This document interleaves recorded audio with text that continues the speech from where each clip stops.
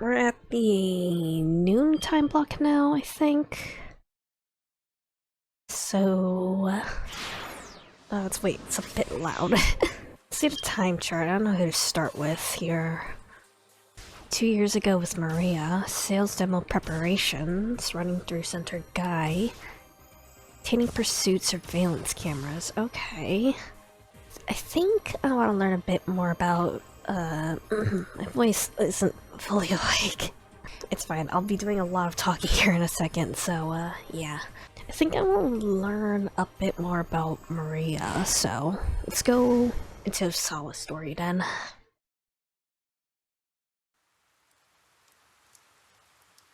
The rain won't let up. No matter how much time passes, it just won't stop. Ever since that day, the sound of raindrops has been burned into my mind. Such an awful, heart-rending sound, driving me to strip my life down to shadows.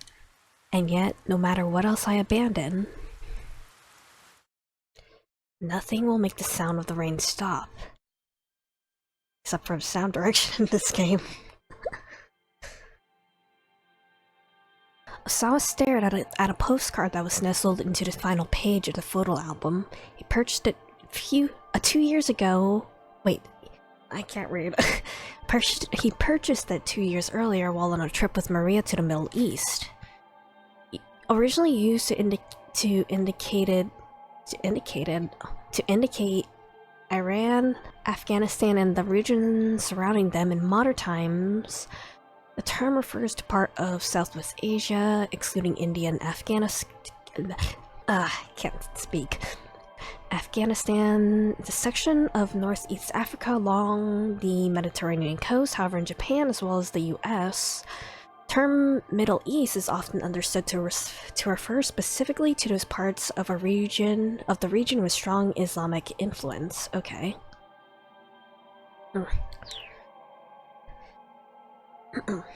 Mentioned that he was being sent there on business, and Maria had just blurted out, I want to go with you. She recently developed an interest in the Middle East conflict, and apparently she had been yearning to see the area firsthand. Okay. Friction in the Palestine region between the Jewish people who founded the nation of Israel and the Arabs who've been living there previously.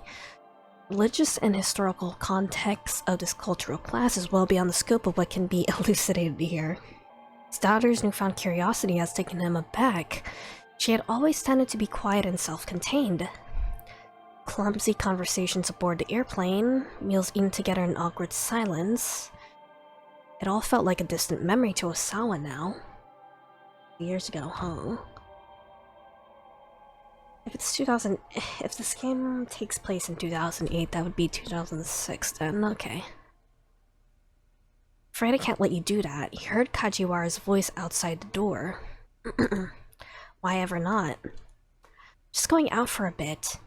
Detective was arguing with I. Great. And just who was it who told me I should try to go about my life as normal? Osawa's wife sneered. Please, how would you feel about being told to just sit around and wait? Ai's angry shriek jerked Osawa to his feet. He hurried from the study to try to calm her down. Ma'am, please wait. By the time Osawa had made his way downstairs, his wife had already stormed outside despite Kajiwara's attempts to stop her. Osawa doubted anything he could have said would have stopped Ai from leaving. Trying to physically keep her from going out would have only made for an even worse uproar. He's glad that it hadn't come to that. He was turning his head back to the study when Kajiwara caught his eye. Resigned, he headed down the stairs and bowed to the detective. Been spotted.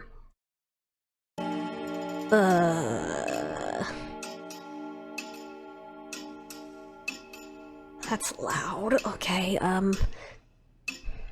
that is so loud, holy shit. Any idea where she's going? Kajiwara asked. I mean, at a time like this. Osawa shook his head. Why is it so loud? I wouldn't know. I didn't think so. You know, your wife really is something else. Osawa arched an eyebrow. It's one way to describe her. Rather rude way, as a matter of fact. No offense intended. It's just that ever since this case started, you've both been holed up in your own respective rooms. The more Kajiwara spoke, it's so loud, the more irritated Osawa became. What's your point, he demanded. I just mean, you haven't been having any, marital discourse. According to one survey, in roughly 6% of households, discourse between spouses is largely non-existent. Various reasons for this were offered by the couples in question. Many claimed that they were too tired to have the energy to talk, or stated we wind up fighting when we talk, or we have nothing to talk about. Ugh. Mind your own business. Kajiwara dipped his head deferentially. Two of us not talking is a new thing anyhow. I have a policy of not having pointless conversations. Honestly, fair. It's quite common for Kenji Osawa to make it through an entire day without having a single conversation. On many days, he opens his mouth only to eat or brush his teeth. His current record is a streak of 14 consecutive days during which he didn't talk to anyone. Huh. Didn't look as though Kajiwara quite understood. Microorganisms such as viruses don't have conversations, and yet they continually propagate in order to survive. Thinking about viruses, Osawa was back in familiar territory. He felt a surge of confidence. Once you have a clear purpose, conversation is unnecessary. I get that. Do you have a clear purpose for the relationship with your wife, Mr. Osawa? Of course I do. To be a family. Arms crossed, Kajiwara struck a thoughtful pose. I at least learned one useful thing today, Mr. Osawa. Namely, that you don't like to have pointless conversations. Good thing to know. Kajiwara uncrossed his arms for a moment, then crossed them right back again, furrowing his brow. It's funny. You seem to have a tendency to have pointless conversations with me, and you keep coming to talk to me. Osawa saw red. You don't leave me much of a choice. Tanaka poked his head out of the living room. Something the matter, he asked. No. Osawa struggled to regain his calm. Perfect timing, actually. Something I need to talk to you about. Turn back to Kajiwara. My apologies, Detective. Would you mind giving us some privacy? No. Kajiwara didn't move. Uh-oh. Detective? Osawa gave the policeman a hard look, then saw him crack a smile. What is it? Don't play dumb with me. Give us some privacy. Is this a discussion I shouldn't overhear? Actually, yes, it's work-related. There are business matters I prefer to keep confidential. I see. Reluctantly getting to his feet, Kajiwara slipped away into the living room. Tanaka, about those emails. He stopped abruptly.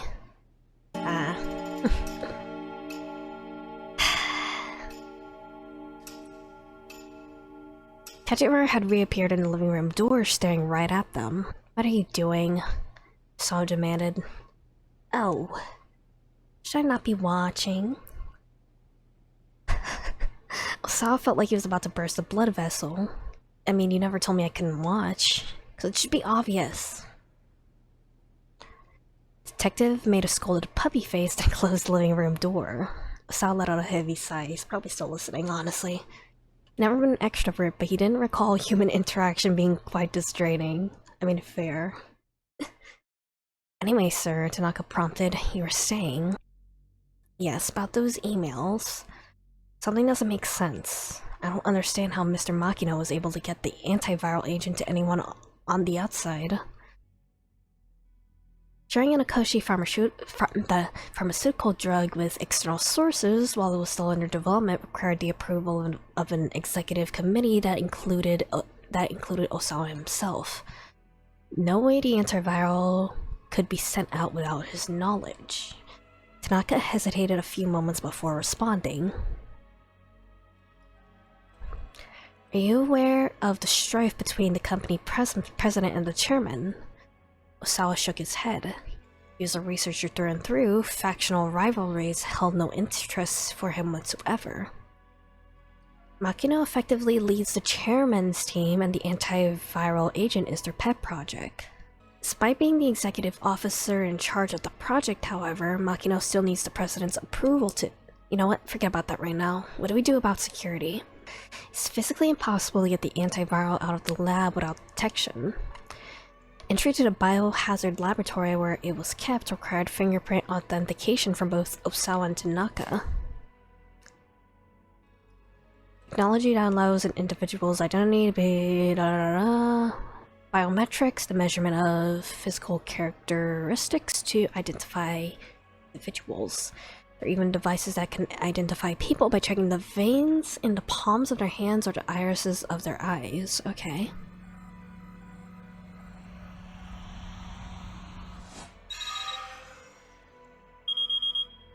Cool. Without the two of them there, no one could even get into the storage facility. Because a dangerous virus is also stored there. The lab where the antiviral is kept is protected by an ID checkpoint, as well as a sophisticated 3-tiered lock system that requires fingerprint authentication. Multiple security guards are also posted outside the laboratory entrance 24 hours a day, making it all but impossible for an unauthorized person to get into the secured storage area. Tanaka followed his drift. Ah yes, I see what you mean. He inclined his head in thought as Osawa continued. This is definitely a choice. Let's check the entry logs for the storage section. Anyone who had to get inside had to present their ID card to the security guard on duty. Possible to check the computer logs to see if there's been any suspicious activity in the system. Shook his head. Check the logs, sir. No evidence of anything suspicious. Welcome to check for yourself though if you're that worried. I believe you. Yet the fact that the antiviral had been used for clinical testing, either Makino had taken it from the laboratory personally, or someone working on his orders had done so. But how? Is there really some way they could have bypassed lab security without anyone else knowing? Osawa couldn't think about how it'd be possible. This guy, man. The living room door opened with a soft creak. It's Kajiwara and he looks stiff and pale. Something terrible— not again. Something terrible has happened, he said. Visions of tragedy flooded Osawa's mind. Maria, is she— Kajiwara shook his head. It's not that. What is it then? Osawa asked, his voice trembling. Sir, I need you to stay calm. Osawa swallowed the lump in his throat. See, the toilet's clogged.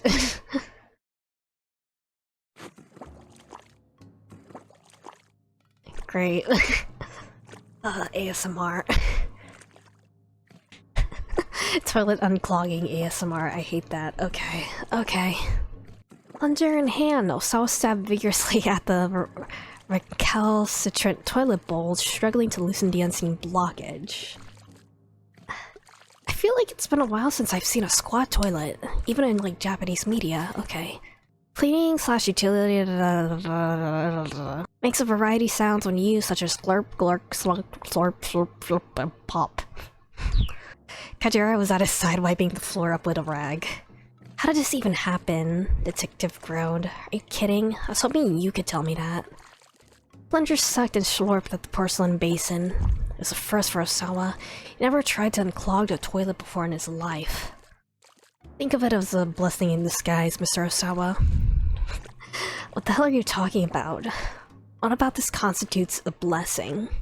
I just meant at least this happened before you needed to, do your business. Without the slightest hint of guile on his face, Kajiwara picked up his bucket and headed for the sink back in the washing area. Grumbling to himself, Osawa pumped the plunger over and over again. This was almost funny. Almost ridiculous, in fact. his daughter had been kidnapped. He was stuck unclogging a toilet.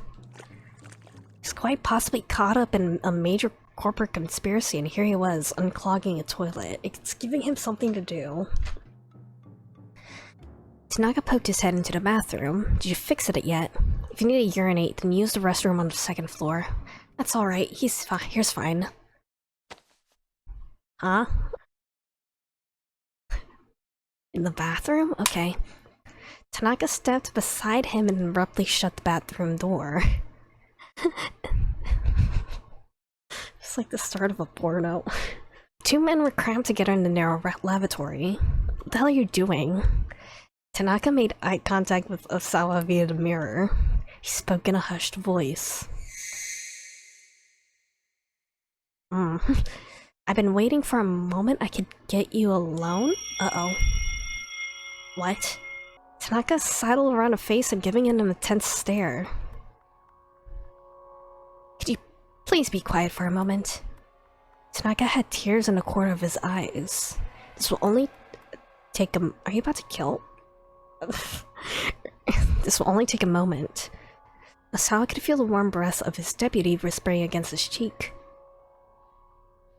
Tanaka reached for something inside his coat. It definitely feels like he's about to stab me. He's probably not gonna stab me, though. He's probably gonna show him something. Do as you wish. Close his eyes. Are you sure you're ready for this? I'm not sure. This is all happening pretty— What's happening? To be honest, I'm rather nervous. Now that I think of it, we do spend day in and day out in that lab together. This was bound to happen sooner or later. Okay. Open your eyes. I'd like you to look at this.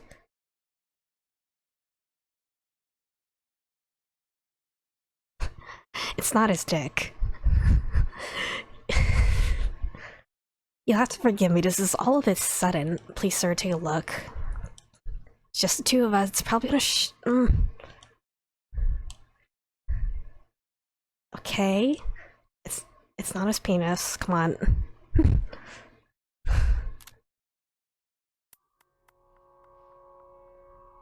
His cell phone. Take a look at this. He could never anticipated what he saw on the LCD screen. Keep out. Yeah, I figured. I guess no clues for that keep out then. Okay. That happened at around 2:20, so I kinda wanna see more Minorikawa. Minorikawa's story seems very interesting. I think I wanna see more Minorikawa. Maybe.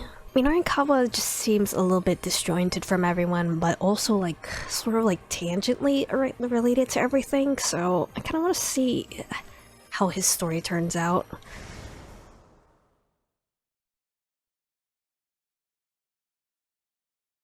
Minorikawa stood on the sidewalk weighing his options. Chiaki's phone call had thrown him for a loop. He expected her to be anxious about doing interviews, but wow, she was a real basket case. Oh, now that's mean. Didn't change the fact that he had a schedule of his own to keep. Surveillance camera story had to be his top priority. Chiaki would have to find some way to fumble through things on her end. Headed down to Gonzaga, scanning his surroundings as he went. Cameras set up on streetlights all over the place. So many it was hard to believe he'd never noticed them before. One over there, another just over here. A lot of electronic eyes peering down on passersby from high above, where they were tougher to spot. There's probably like some, I don't know, blind spots though. Just how were the people who came to Shibuya reacting to this situation? Hey, you there! Minorikawa called out to a man riding on a bicycle. Wait, hold on.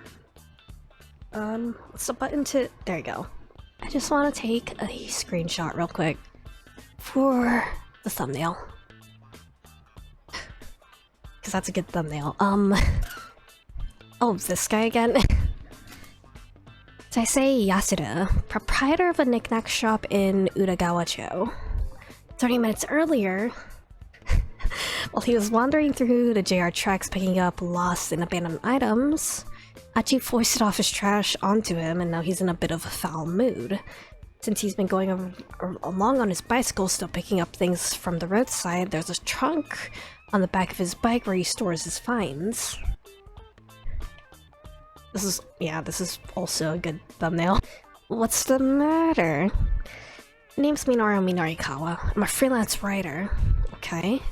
Doing interviews for a magazine and I'd like to talk to you. A magazine? Which one? 4-Star General Gossip. Minorikawa did his best to sound proud. Actually in a bit of a hurry here. Minorikawa soldiered on. See that? Pointed at one of the nearby surveillance cameras. What? A blimp? Massive blimp was indeed drifting slowly overhead. You don't really see blimps anymore.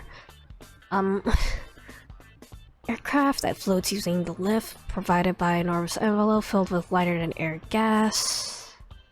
Corporate advertising. This particular blimp has been puttering around the skies above Shibuya since last night. Ayakamiki. Okay. Sekai wa sore de mo... awari wa shinai. I'm trying to figure out how to translate that, but... Cause like... brain empty, only blimped. I don't know. Something about love... Like no love? I don't know what wari is. That's the part that's messing with me. Something about love in the world. Or no love? I don't know. Camera. Camera watched them both in uncaring silence. That. What about it? What do you mean, what about it? Those cameras have been installed all throughout Shibuya. Taking anything and everything, privacy be damned. Shocked pallor came to the man's face. Oh, really? He muttered uneasily to himself. Guess I should be careful next time I go picking stuff up. What are you talking about? Just stuff. Way to dodge the question entirely. Some good things about the cameras too, the man said hurriedly. Such as? Well, I mean, they must have helped catch some crooks, right? I think you're right about that. Am I? The man looked shocked to have his own statement confirmed. Are you hiding something from me? Nothing particular. The man shook his head vehemently. What is this guy, and why is he... He owns a knick-knack shop, so he's probably like making stuff out of the stuff he's picking off the ground. Nothing at all, really. Whatever. In any case, even if the cameras are helping in arresting criminals... this is another really good thumbnail. There's some places where people just don't want to be watched. How would you like it if someone set up a security camera inside your home? What'd you mean? Burglar might try to get into your home. If you had a security camera, you could be alerted right away. Isn't that kind of an extreme argument? Oh. You're the one making the extreme argument here. Saying it's okay for folks to film people around town as much as they like, but not to take a look inside people's houses. I am, yeah. You don't think too deeply about things, do you? Man huffed in indignation. This guy has some style, though. I don't see the problem. I mean, it's a normal enough opinion to want to bring down crime but also protect privacy. Yeah, so if you're just gonna set up cameras around town, I'm okay with that. Very naive. Way too naive. Once you start letting people watch you some of the time, you'll eventually let them do more and more. That's how the world works. Simple change in camera angles all it'll take to steal the last traces of your privacy away. It's kind of funny coming from you. Doesn't forestall general gossip get all its scuttlebutt by invading the privacy of others? It's when are you people concerned with personal privacy? Meaning what? You know damn well I mean. Have you no shame? Some celebrity scandal breaks. I read it up in the form of top-class social conscious expose. That's a Minorikawa seal of quality. As if anyone's heard of that. There's so many good pictures of Minorikawa just pointing. He had fun with the photo shoot, yeah. Your everyday freelance reporter would say something about how security firms have no right to use cameras to disrupt personal privacy, but not me. I'm the only guy who writes a first-class piece on the subject. You wanna know why? Man's only response was a doubtful look. His privacy only exists for me to... Okay. Because privacy only exists for me to utterly demolish it. It's not something to be proud of.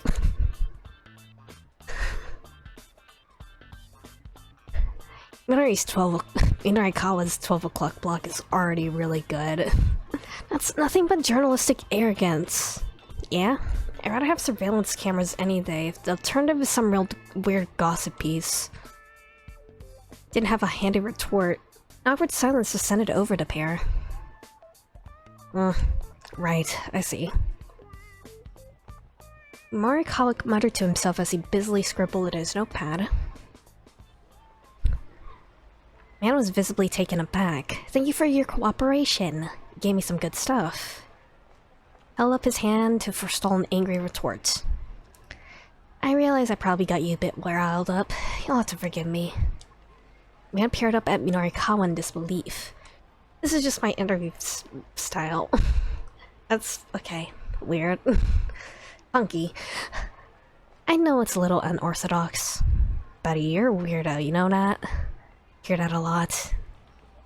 Can I go now? I'll quote you as passerby A in my article. Whatever. Sped off on his bicycle. Norikawa now had some material for a surveillance camera piece. He wanted to organize what he managed to put together so far. Head to his next interview location, keeping an eye out for a cafe where he could stop to work on his coffee. Or copy. And coffee.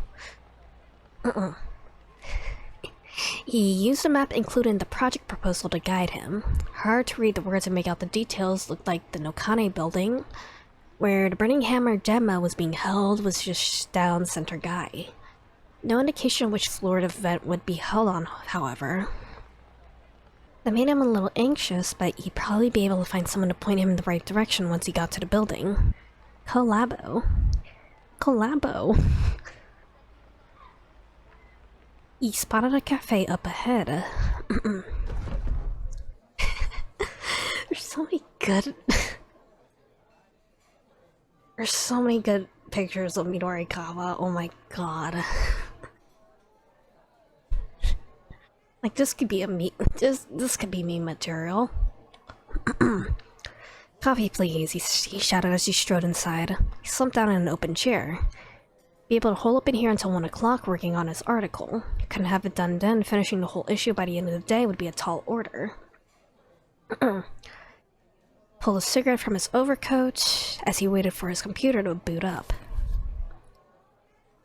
Smoke was Minorikawa's little trigger for going into writing mode. As Minorikawa goes about his job, he switches between writing mode, interview job, food mode, and sleep mode. Will sometimes go into writing mode and food mode at the same time, sometimes even straying to sleep mode in the midst of food mode. When he's even busier, he'll even write mid-interview while nodding off. This is known as ultimate mode. Minorikawa's ultimate final smash ultimate mode. He stuck the cigarette in his mouth and lit it up. First every draw of smoke, he felt his mind focus. Rough idea for his article came to his head nearly fully formed. All he needed to do now was get it all written down. His laptop finished booting up. Took you long enough, pal, he muttered to the computer. Oh my god, this music.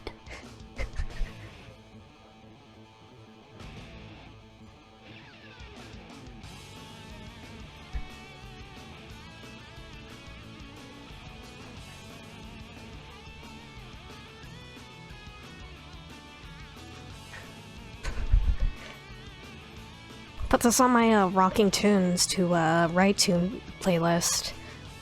His hands leapt to the keyboard like a predator pouncing on its prey. In a matter of moments, he had hit his stride. His fingers clicked away. One by one, lines of text filled up his screen. Oh, I guess it's a cigarette brand. Waitress stepped up beside him. "Excuse me, sir." But Minorikawa was in writing mode, he didn't even hear her. "Sir? Sir, I beg your pardon." Again, Minorikawa was deaf to the waitress's attempts to get his attention. "Excuse me." "Quiet." He slammed the table right back. "Don't interrupt me while I'm working. Not if you know what's good for you." The waitress didn't so much as flinch. She leaned in aggressively, getting right into Minorikawa's face. Kumio Miya, employee at Collabo Cafe. Cute and demure at first glance, she's quite strong-willed and frightening with angry. She works nights at a place called the Scolding Pub, where customers rent private rooms in which they are scolded at length by attractive girls.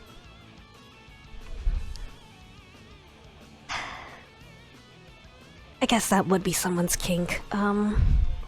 One middle-aged businessman once told her your face looks simply marvelous when you're angry. "Sir, I hate to bother you, but I have to ask you to please refrain from smoking." "Huh? This is a non-smoking establishment, sir. No smoking." Cigarette bobbed in his mouth as he spoke. Pointed sharply to the sign on the wall. Ugh. No smoking were spelled out clear as day. Yes, that patients please not smoke so that other customers can fully enjoy the aroma of their coffee. Drew herself up in an arrogant triumph. Mom sitting at the table next made a face as she tried to fan the smoke away with her hands. Customers all around the shop were glaring at him. Guys don't know the first thing about the aroma of coffee. Scent of coffee only truly comes to life amongst the choking stench of tobacco smoke. This time she didn't point out the sign, she pointed up to the door. "Gonna smoke, please take it outside."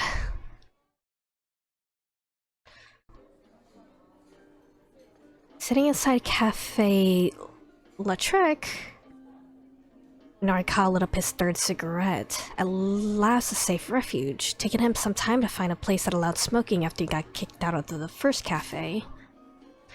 Many cafes and restaurants have phased out the concept of smoking section in favor of prohibiting smoking across the board.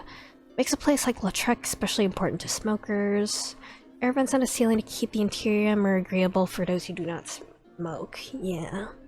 When I lived in Japan, I remember there was like a McDonald's that had like a smoking area, and it had like a glass wall and door separating it from the rest of the restaurant, but you could still smell the smoke. You could still smell the smoke from outside the smoking area. It wasn't great. He was in a rush to make up for lost time. Flew over the keyboard at lightning speed. The more he wrote, the harder he focused. At this rate, he'd have the story wrapped up in no time. "Today, you hear me?" Voice intruded suddenly on his awareness. One of the other customers was shouting. If it was Lautrec, it's probably Rumi's dad. "Breaking up with that fellow today." Minorikawa's fingers drifted to a halt. He looked around to see where the voice had come from. An older man ran in the face, shouting at the young woman who sat across from him. "Please, Dad, stop. We're making a scene." Father and daughter, then. It's rare nowadays to see a father behave so imperiously towards his own daughter. Self-sheltered had he been trying to keep her. Minorikawa couldn't see her face from where he was sitting, but his interest was piqued. He's gonna see that she looks like Ayaka Miki. So, he reminded himself that he needed to finish his article. This young lady looked anything like her father. He'd just as soon pass. Went back to his typing. Took a few minutes to reestablish his writing groove, with the two still bickering across the room, but thankfully he soon regained his focus. What was that? Hands with still as a strange Uh-oh.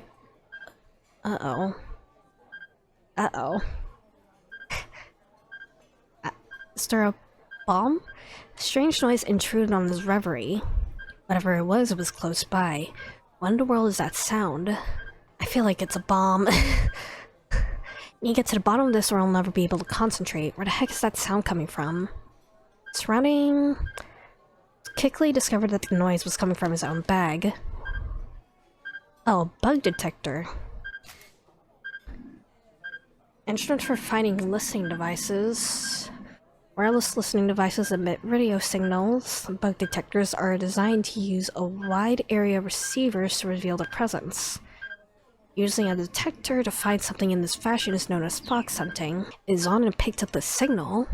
To report our information was live. Owning a bug detector is a sensible precaution in his line of work. Scan the area. Zeroed in on the signal.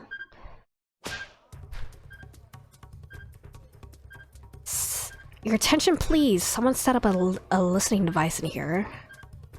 Several cafe patrons turned their heads in disbelief. One reaped... Oh, it's Io Sawa, okay. Wreath and pungent perfume flashed him a disagreeable look. That's ridiculous. Something fishy going on. The only thing fishy right now is you. Why don't you get out of here and let everyone enjoy their meals? I smell a scoop. You, what's your name? None of your business, that's what. Customers were starting to murmur loudly. There's a listening device here, folks. How could that not bother you? Do you know where it could be? Someone please do something about this man. Bothering our other customers. Yeah.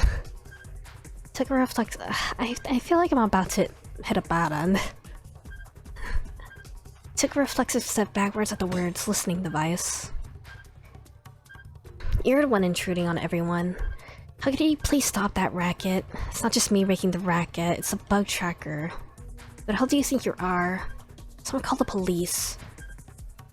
Please calm down, there are other customers here and I'll calm down once you get this disrespectful bore out of here. Doing is sharing the truth, you can't kick me out for that.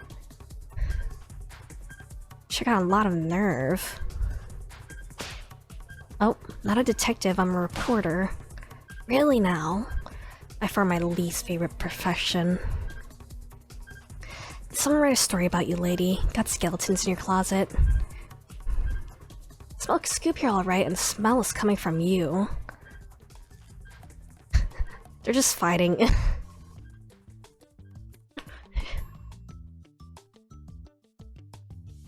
Okay, goofy music. Oh, actually I'm pretty sure this is the bad end music.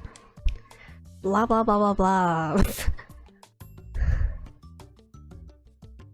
As they shouted over each other, their words blurred together until they were barely words anymore.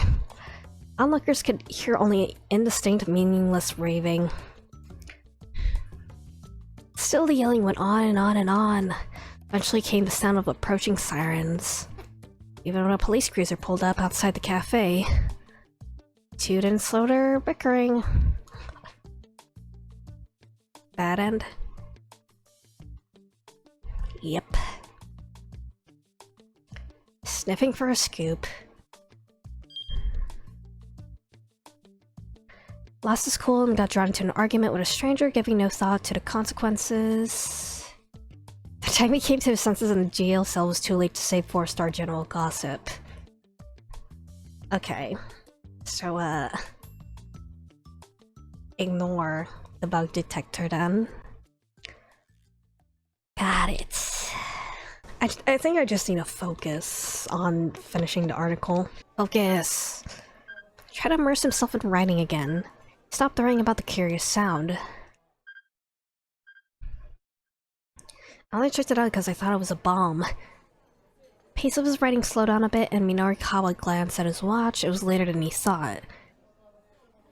He was going to have to head over and get an interview from the diet drink people.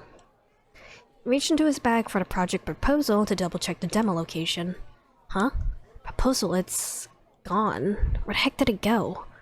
Checked all around the table, but he didn't see it anywhere. Left it at the other cafe, the non-smoking place. Didn't have time to go back for it now. Uh-oh. What now? tiny squeak came through the receiver, followed with sniffling sobs. Chiaki... Was she done with her interviews?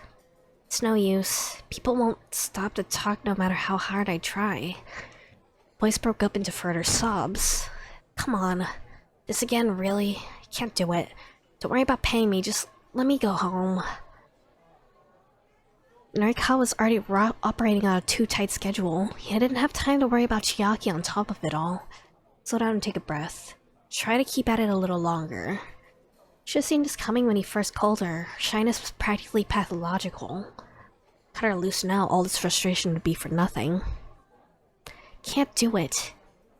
Please, just forget you ever called me. Oh. Girl. She hung up before Norikawa could get another word in. Tried calling her back, but she didn't pick up.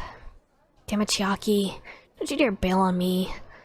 Leaving money for his coffee on the table, Norikawa jumped up and bolted from the cafe. Plaza outside Shibuya Station was crowded as ever. Norikawa looked around, but there's no sign of Chiaki. She bailed. Norikawa dropped to his knees in despair.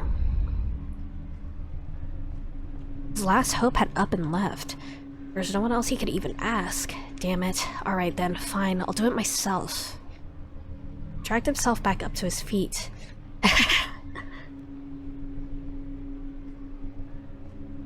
There's so many great pictures of Norikawa.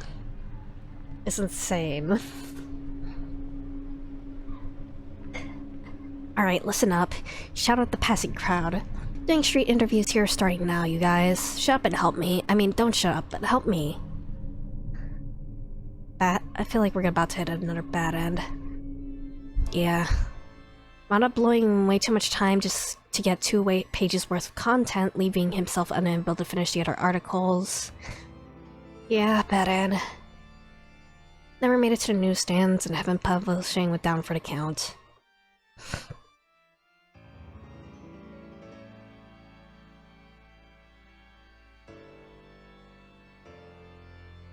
Chiaki calls it quits, so... I probably have to get another protagonist who's like near Shibuya Station to talk to her and to get some interviews for her. Not Chiaki, Norikawa just couldn't get the gossip finished in time. What made her run off though? Chiaki shows up in Kano's story at 12:10. One of the decisions there is ultimately what put her over the edge. Okay. I just think I'll follow wherever the bad ends and keep outs guide me. Been watching Syndicate members hand off the attached case for an hour and a half.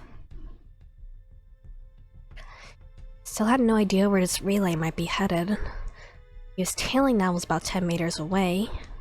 Close enough that Kano could close the distance and apprehend him at a moment's notice.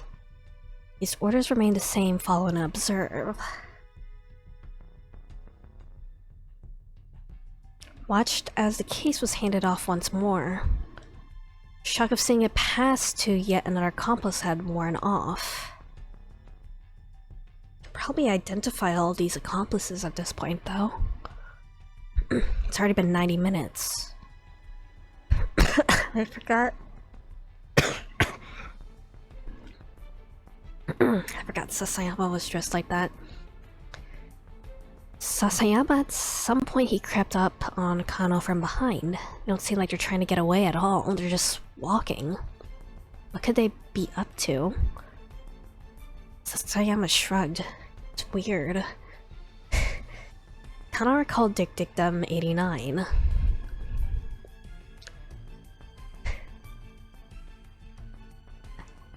More relevant something seems, the more relevant it's bound to be. They're all going around like the same areas, though. Are they like trying to keep cops and like try to gather all the cops in like Shibuya for some reason? If Tatano's wisdom held true, the Syndicate must have some reason for what it's doing. Trying to throw the investigators off their scent. They're wandering in circles, staying right in the same area, they're just running up the clock. I guess they also could be buying time. What if that's exactly what they were after, buying time? Well, sudden conviction that he was on the right track. They needed more time to make sure they got their hands on the ransom payment. Hold on. Could it be that... I don't think the case has been switched at any point. The ransom money wasn't even in the case anymore. I got it. Sam perked up. You got what?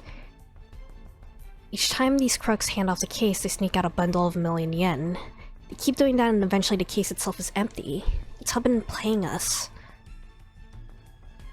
How many people would need to make the switch for them to get all the money? 50 million yen divided by 1 million. 50. Or 5. No. No, 50. Wait, what? What? Wait, what? Math? Am I dumb?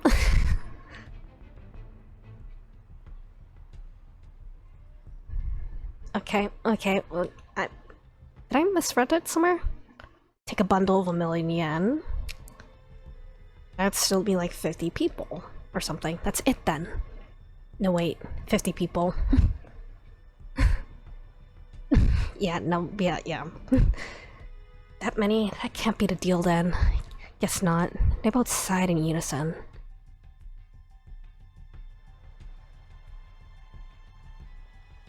Man with the Hitachi case made his way back to Shibuya Station. It's right back where we started. Bella's frustration growing. Looked like the syndicate was just randomly lugging the case around town. Girl approached the suspect. She's Japanese. Entirely unlike the other... Oh, is this Chiaki?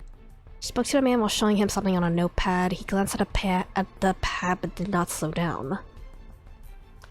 He left her behind. She passed him with a message. That sure is fishy. The girl? Wanna go hit her up? Questioning her.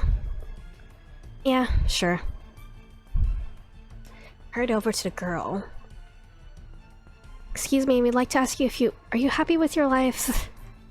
Trust her notepad in Kano's face. Tell me this, are you happy with your life right now? Huh?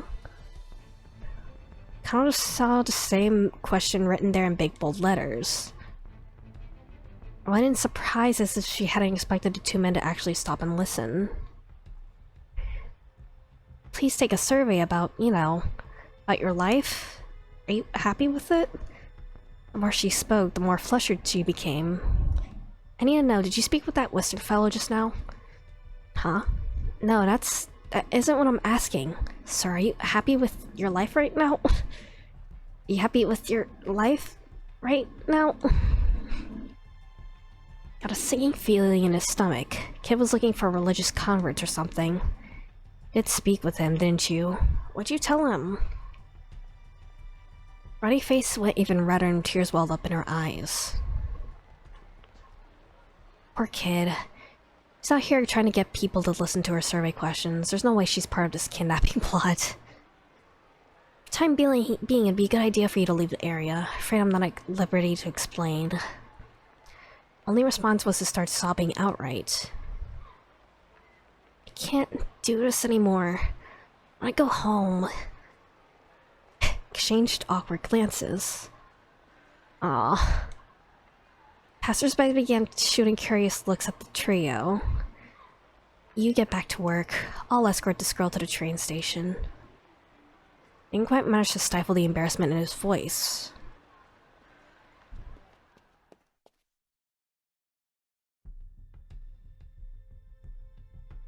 Was that changed, Dad?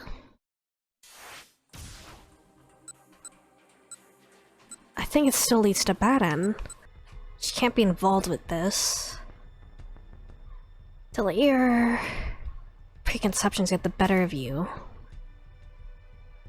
Might fall victim, da-da-da-da.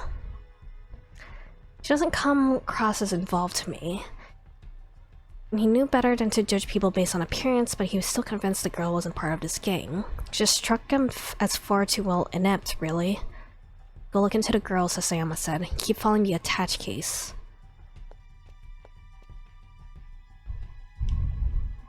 Okay. Okay, now the bad end is gone. Okay. I'll keep following Kano's story now. Lightguard made him stand out in the crowd at the intersection. It occurred to Kano that all the criminals who had been handed the attached case had been wearing the same black clothing. It made the whole situation even weirder. Could they really be ignorant that they were being followed while they were all wearing the same eye-catching outfit? It's like they were going out of their way to make sure the investigators spotted them. They didn't provide any clues as to what they were after, though. Longer Kano kept telling the guys lest it all made sense. It was a really good idea to keep this up. Someone's life was in danger and they were just letting their kidnappers carry out their plan, whatever it was. The very first page of the Dick Diary spelled things loud and clear on that front.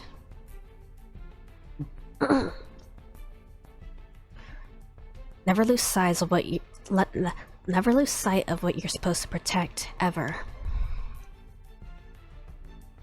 Right now, the single most important thing was ensuring the hostage's safety. This was a situation where Tateno would have stuck to his guns for sure. Kano thought back to the day 3 years ago. Burglar had shut himself inside a financial office and doused the place in gasoline. Kano had just been put on police box duty and was ordered to the scene because his box was just down the street from the standoff.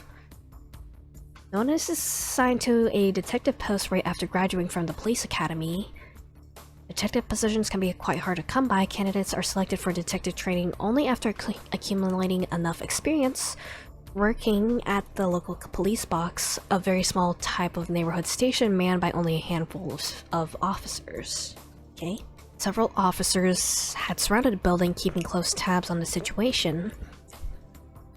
Suspect was shouting nonsense through the entrance on the first floor.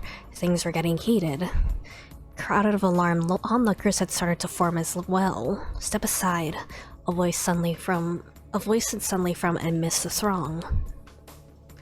Middle-aged man in rumpled business suit had approached Kano as he hovered nervously at the edge of the scene. Sorry, sir, you have to stay back for your own safety. He attempted to usher the man back into the crowd. No nonsense look crossed newcomer's face. He spoke in a low voice. I'm Detective Tateno from the Shibuya precinct. What's the situation?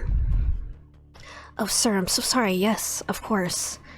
Kano stammered, then quickly explained. He hasn't taken anyone hostage, but there are still people on the upper floors of the building. Giving only a slight nod, Tateno marched straight up to the building. Plastic container of gasoline the suspect had used was on the ground out front. Tateno picked it up and dumped the remaining contents out over his head.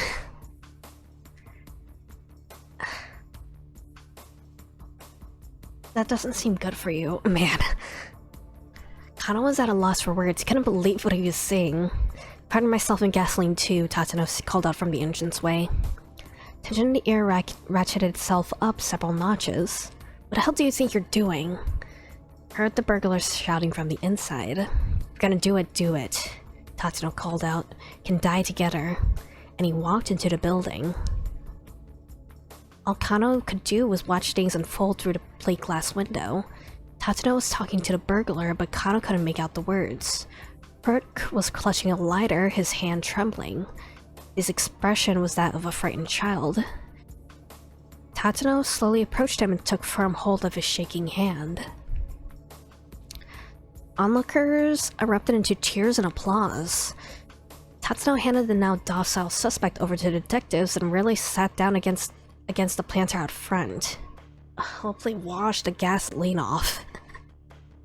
It's like something ripped straight out of a police drama. That was amazing, Kana breathed. You have to deal with guys like that as quickly as you can. Let a situation like this even get a little out of hand, and you never know how things might go south on you. Tatsuno spoke quietly, as almost as if he were talking to himself. Police evacuated the rest of the building. Kana noticed that there were children and elderly people among them. If the perp managed to set the fire, there was no way they could have escaped in time. I mean, what if he actually set the place on fire? Someone's willing to risk their life, you're not going to convince them out of anything unless you do the same. Tatsuno still remembered the awe that he felt at Tatsuno's matter-of-fact tone. Hadn't become a police officer out of any real sense of duty. He just thought it would make Rumi happy if he became a detective like her father. So will certain attempt to stay afloat in times of recession, and his time playing rugby meant he was in good physical shape for the job. Never thought too much about protecting the citizenry or keeping the peace. Now he is in the presence of a detective who'd literally risk his life in the line of duty without a second thought. Police officer never loses sight of what he's supposed to protect, ever. Getting back to his feet, Tatsuno tugged off his gasoline-drenched coat and walked away. Kano wrote the words in a notebook he'd just purchased. Thus, the Dick Diary was born. Cool. Thinking back to the way Tatsuno had put his life on the line to rescue a bunch of strangers made Kano feel all the more raw about just tailing these syndicate members. Letting the crooks just wander around wasn't going to bring Maria Osawa to safety. Of that, Kano was now certain. Shoot, it's bleeding pretty bad, he heard someone say behind him. Ooh. Or no, wait. No, that's just a hat. That's just a hat. Turned and saw two young men carrying another along, a towel wrapped tightly around their third's head. What happened? Shut your mouth. Kind of blanched.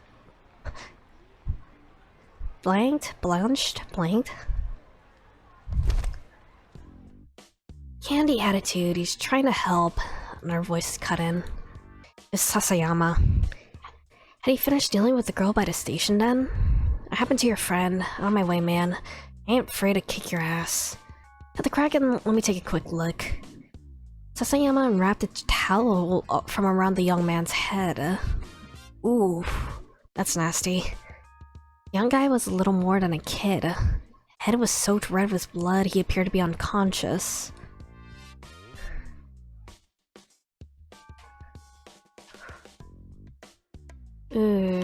Probably not juvie.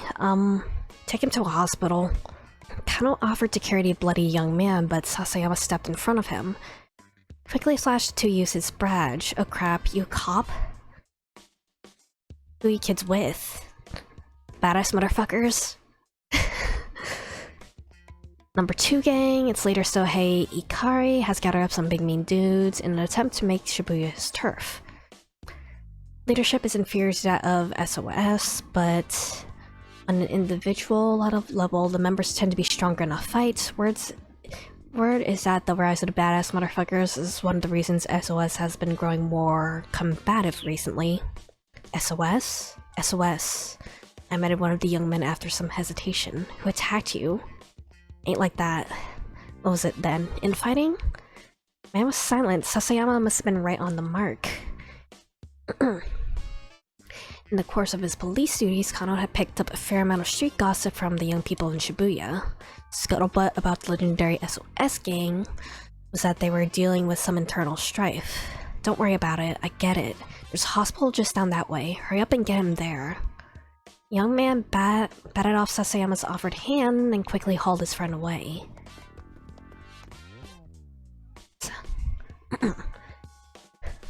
Sounds like SOS is on the verge of breaking up with all this infighting, huh? Kept his eyes on the young men as they headed off. Pretty rough. The original leader leaving and all.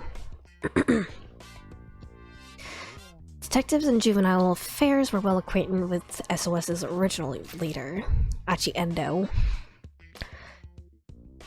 SOS was nothing more than a small group of like-minded young people who hung out together, but as its membership grew, the general public began referring to the group as a gang.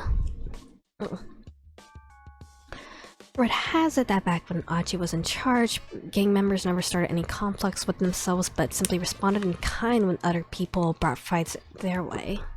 Stories were something like something out of some after-school special. Tales of them taking down gangs who sold drugs to kids or breaking into Yakuza front offices to save their friends. Detectives with juvenile affairs took these stories with a grain of salt, but if there really were young people like that out there, kinda hope to meet them someday. I has met them in the bad endings and only fought with him.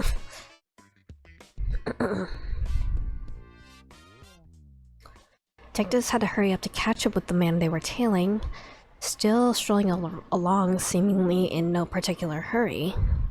Kept him in sight as he crossed another pedestrian overpass and circled back around. So following the same MO. Sasayama grumbled, guess so. How do things go with the girl? He's careful not to take his eyes off the mark as they talked. You were right. She's not part of this. Just one of the street evangelists or something. Yeah? Kept asking me, but are you really happy with your life? Looked me out. I bailed out of there quick. So, Sasayama, thinking the attached case is gonna get handed off again any moment now. Appeared at the mark who was scanning the plaza he just entered, apparently looking for someone.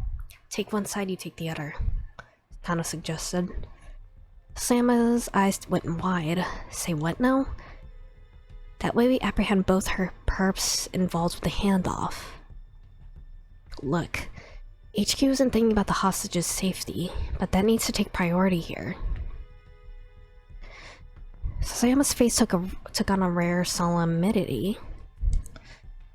Disobeying a direct order is not something to do lightly. Detective's behavior is governed by the Local Public Service Act. Detective is to faithfully follow the orders of his superior in the course of his duties. Violating this is punishable by a warning, reduction in pay, suspension from duty, or dismissal.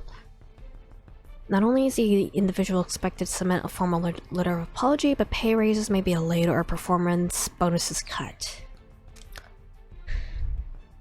After a moment, he added, but I'm on board. I'm sick of all this wandering around anyway. That's a Sasayama I know, Kano replied with a chuckle. Gave him a silent thumbs up.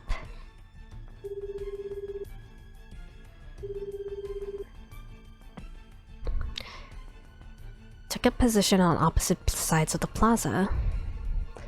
Called up Sasayama on his cell phone. You ready? Just give the word. There were only two non-Japanese people in the nearby crowd. Both were eyeing their surroundings anxiously. That's different. Certain that the handoff was about to take place, and then... Well. If it isn't Mr. Toyama... Perked up at the sound of an aggressive greeting, the voice dripping with faint cheer. Who's Toyama again? Oh, this guy. Rolled around to see two rough-looking young men confronting a father and his daughter. The old man looked pained. Please, just hold on, he said placatingly. I thought we agreed on 4 o'clock. The young man snarled. Won't you try and play dumb with us, buddy? Something like that, I swear. My girl was just hungry, so I just stepped out to... Tell me you didn't just order delivery. Guess that would work too. Don't you ha-ha me, man. Watched the argument uneasily. The stranger's altercation put him in a bit of a spot. Crook he was tailing probably wouldn't risk handing off the case with an uproar like this going on. What's going on over there? I'm not sure. It's like some kind of argument. Suspects are gonna get wary on us. It's gonna screw up the whole handoff. I know. So do something about it and get over here. Find some way to shut them up and then get over here. Right. Headed towards the argument. He was only halfway there when Sasayama called again. Kano? I made a run for it. Oh. Crap. Man they have tailed had vanished in the brief time Kano had taken his eyes off of him.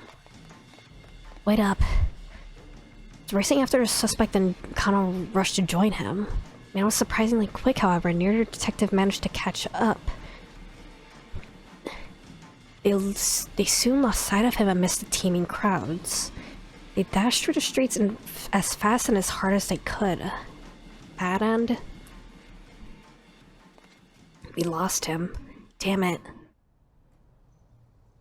Stamped his foot on the asphalt in disgust. Dr. Kuze, I'm sorry, but we lost a man with the attached case. We sat on the other side of the line. Kano braced himself. He wasn't going to be able to weasel out of this one with just I'll do better next time. Sasayama Kamno, get your asses back to the precinct. Kuze out. Back to the precinct. They were off the case. There was a gnawing in his gut. If those two punks hadn't shown up, that father and his daughter hadn't turned up, he might have been able to apprehend the suspect.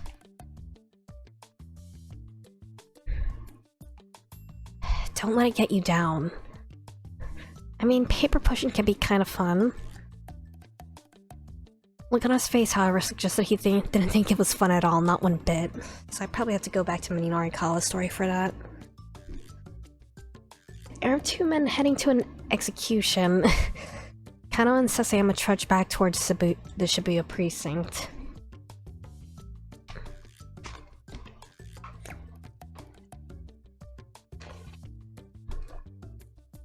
Wait, shit, I wanted to see the... shit. I didn't read the hint. I can look at the bad ending list. It was back to the precinct. Taken off the case because he lost track of the suspect thanks to a random altercation nearby. His glum conclusion was correct. If that father-daughter duo hadn't shown up, that wouldn't have happened. Certain someone needs to give those two better advice. And a certain other someone needs to meet up with them outside their house. Both of those are key to changing poor Kano's fate. Okay. So I think Minorikawa definitely has something to do with that. I don't know about the other person. What now? Okay? Okay, I'm sorry, I just... Chiaki? Okay. No use. Same. Just gonna have to find some way to manage. I can't hang up now. So he did. He had to hurry, had to get to the demo venue. Lost the map and forgotten the location. Think man, he told himself. Where would they hold an event like this? Probably someplace big, right? I'd be a guide or someone out front too. Broke into a run, searching ahead as he went. Stopped when he caught sight of his particular multi-tenant office building. A stream of women were filing inside. All of them looked a little pay dirt. This had to be the health food company's sales demo. He hurried into the building. Man. Women were queued up and down the hallway. Definitely the place. We're confident by the moment Minorikawa made his way upstairs. Reached the front of the line. Oh. Auditions for the starring role in Sun TV's Sumo Queen 2. Suspense drama about a string of murders that crop up while a group of female sumo wrestlers tour the country. The Maegashira Komusubi, Sekiwaka, and Ozeki, the 5th through 2nd place wrestlers from both East and West, are all killed in sequence, leaving only to the two top-ranking Yokozuna. With the real killer still unknown, things come to a heated climax in the ring during the final match. The loser tearfully confesses to her crimes. Concludes with a victorious wrestler who had also been playing the part of detective, sorely looking into the culprit in the eye and saying it's off to the big house with you. Sequel series to a recent TV drama featuring full-figured actresses. That's it. Minorikawa explained a new project proposal springing fully formed into his mind. Felt as if he'd been struck by a bolt of inspiration. Big bodies, bigger names.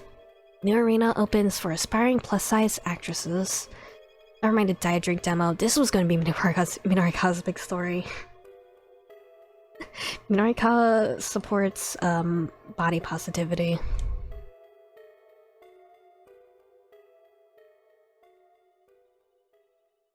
Managed to meet the deadline.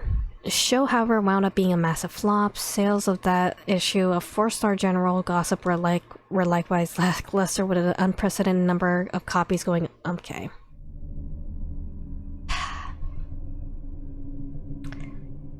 Mr. Toyama's debts continued to spiral out of control, and before long, Heaven Publishing was no more.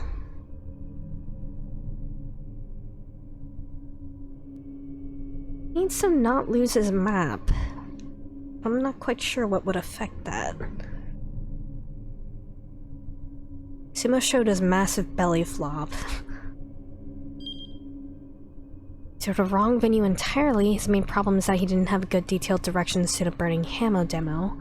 Tama can do something at 12:15 that causes Cherry to head to that cafe. Cherry can help Minarikawa to get to where he needs to go. Okay, I guess that makes sense.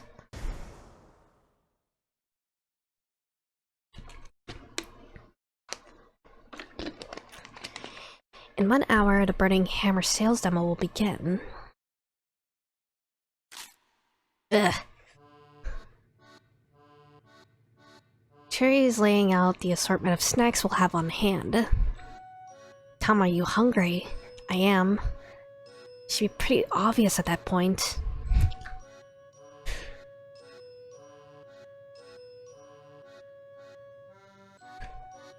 All I've had since putting on the stupid mascot costume is some Burning Hammer and a bunch of iced tea. Hey now, what's with that attitude? Cherry, you do remember that you ate my lunch, right? Seeker said it was best before noon. Just made it up. Yeah. Cherry chortles merrily and chugs some more iced tea. Okay, folks. Lunch break's over. Back to work. Don't feel like I've had much of a break. If anything, I'm even more mentally exhausted than I was before. Box full of Anagachi toys in the storeroom on the 3rd floor. Mind bringing those down? Anagachi? What is that? The name makes it sound like some sort of product knockoff. Yanagishida's face widens in surprise. You never heard of them? Yeah, Anagi eel. Okay. Anagachi is a digital pet game where you raise an eel that lives in Tokyo Bay. Portable electronic game where you raise a conger eel, Anago, feeding it daily and clearing away feces. Depending on how you raise your eel, it can wind up developing into various forms, from normal eel to ultimate eel sushi. You can also use the infrared communication feature to bring over your friends for your eel from another nearby Anagachi device. A sister product, Trout Watch. By connecting the two, you can view a special event where the eel and trout characters go to a pub together. Never heard of it. Guess maybe a lot of people in Japan haven't heard of it yet, but it's all the rage right now with the youngsters over in New York City. New York. Yeah. Popular in New York? It's a quick checking and that's what I learned, so last month I bought a whole bunch of them. Once again, you were swindled. Yep. Cherry dropping the hard truth. Lets out a pathetic whimper. No. His confidence evaporates. He starts muttering to himself. Thought it sounded a little fishy, really. I mean, think about it. Why would kids in New York be interested in raising eels from Tokyo Bay? And what appeal would an eel character have anyway? None, that's what. Should have known that. I didn't know it. Why'd you buy them? This farce is getting tiresome. Anyway, it's gonna cost way too much to keep them in storage, so I was just gonna let the recycling guy take them. Hangs his head in shame. In a matter of moments, he's borderline catatonic. Type of eel that gives Anagachi its name, Anago, can be loosely translated as the creature that lives in a hole. Yanagishida's probably wishing he could crawl into a hole right now. Cherry, on the other hand, flashes a big bright grin. Still, you know, eel's pretty delicious. Oh, Cherry. Thank you. Claps her hands in gratitude. I wasn't exactly complimenting you there, boss. It's the same thing. There's a little bit of me in each of my products. Anagachi and I are one and the same. A brief Anagachi gameplay clip. Trick is to feed your eel proper food and give it proper exercise, and our important strategy is to make sure to obtain a sharp Chef's knife. When you visit Kapabashi Kitchen Town partway through the game, it's like Can Your Pet. I feel like it's gonna be like Can Your Pet.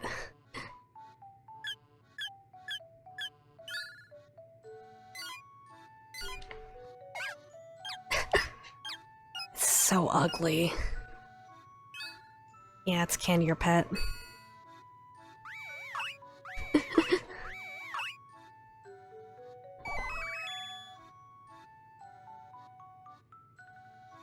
When did Can Your Pet come out? This is just Can Your Pet. Oh my god. Just say Eels and I are one and the same. Go on then, say something nice about eels. Chimes right in without missing a beat. Eels are awesome. When it comes to eel sushi, 100 pieces barely whets my appetite. These two make quite the pair. I don't understand what any of this is about, but if it helps mend Mr. Yanagishida's wounded spirits, I guess I can't complain. I leave them to their devices and head for the storeroom.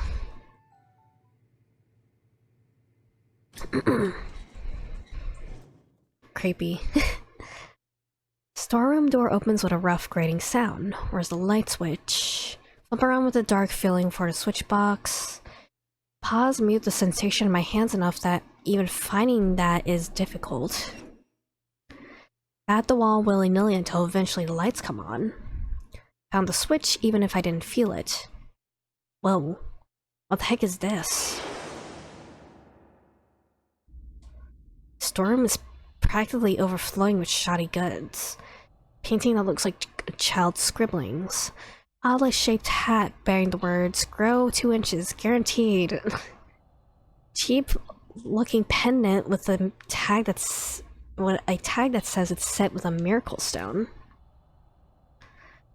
Nothing more than simple glass beads that are purchased at 5,000 yen a piece. That's 50 bucks. Seller claimed normally these sell for 10,000 a pop, but if you buy 100 of them, I'll give you half off. Which the buyer declared it really is a miracle before joyfully agreeing to the purchase. The fact that someone like Yanagishida actually exists to buy these things up is also kind of a miracle. It's like this knockoff boneyard where cheap products go to die. They break away from their pathetic herd, knowing their time has come and end up in this graveyard of a storeroom.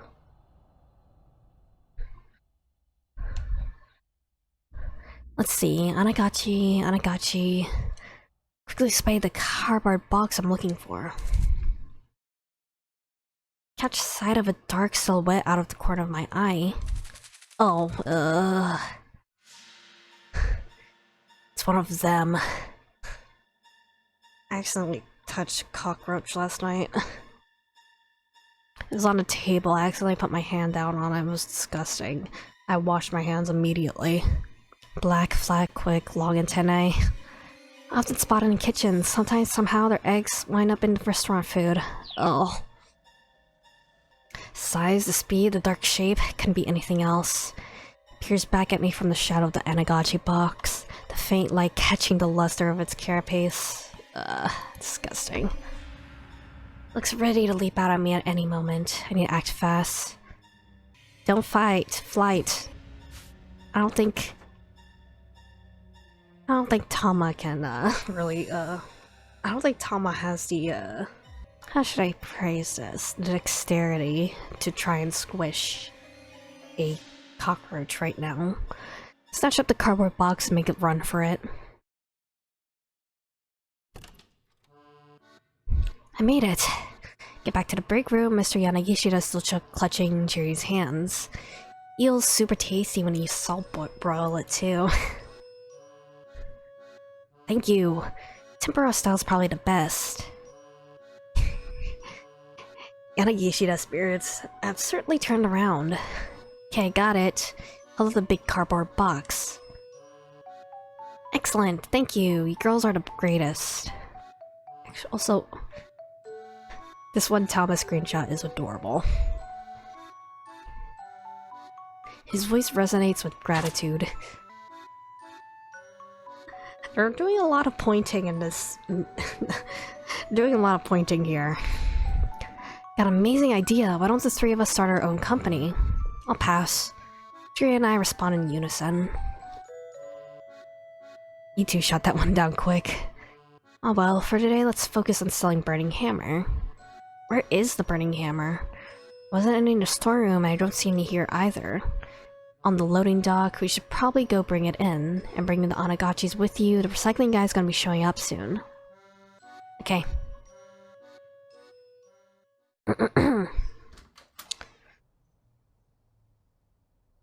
Loading dock, it turns out, is empty. No sign of the Burning Hammer anywhere. It's gone. It's gone! All gone! The Burning Hammer, it's all gone! Flying into a panic, he surges frantically from one end of the dock to the other, leaping into the air, peering down into the cracks. No matter where he looks, there's nothing for him to find. It was here a while ago, like right here, right here. Hear the sound of an engine revving outside. Cries out an alarm. We can see a truck starting to pull away. Its bed is piled high with cardboard boxes and other sort of trash. Boss? Is that? Oh, there it is. Mr. Yanagishita begins racing after the truck. Burning Hammer! Give it back! No match for a speeding truck, and the boxes of Burning Hammer vanish before his eyes. This is another bad end.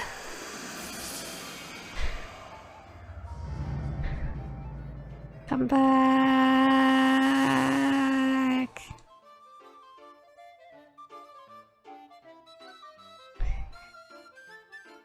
Mainly echoes from the surrounding buildings. It's like something out of a movie. What is up with that truck? What the heck was that? Don't look at me. All those piles of stuff are just like the recycling guy. The recycling guy. I see the color draining from his face. It was recycling guy gave me an idea. It was him. Maybe he thought he was picking up the Amagachis by mistake. We have to find it. We have to find that truck. The man is absolutely beside himself. Split up and try to track it down. Why do we have to look for it? If there's no sales demo, there's no money to pay you, and all the work you've done will be for nothing. Somehow or another, we all have to find that truck. Could have gotten far. Not like it like your life depended on it. Cherry-eye and look at each other and sigh. How do you want to do this? Want to search together, or should we split up? Split up. Cherry and I go our separate ways, searching for a truck full of junk. I guess it's not a bad end. Make my way to Center Guy. Oh. So focused on searching all over as I walk that I lose track of where I'm going and I wind up bumping right into a man who's hurrying along with his daughter. Tara and Hana Toyama, they came to Center Guy to eat lunch. Before that, they were at Heaven Publishing in Shibuya Ichome. While wandering around distractedly looking for somewhere cheap and tasty, Mr. Toyama bumped right into Tama. Pardon me. Hop back to my feet and go to bow to demand an apology. Oops. That was at the same time we managed to bonk our heads together. Sorry. As her dad drops to his knees, clutching his head, the girl begins to wander off. Uh-oh. Hey, Hana, wait. Man lurches to his feet and rushes after the girl. She seems like an odd kid, only 10 or so, but strangely cold and distant for her age.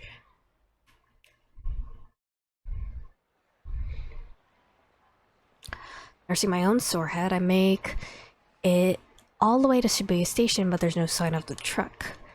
Probably never find it, just wandering around randomly. It's already 12:35. Sales demo starts in 25 minutes. I have serious doubts I'll be able to find a truck by then. Ugh. What should I do?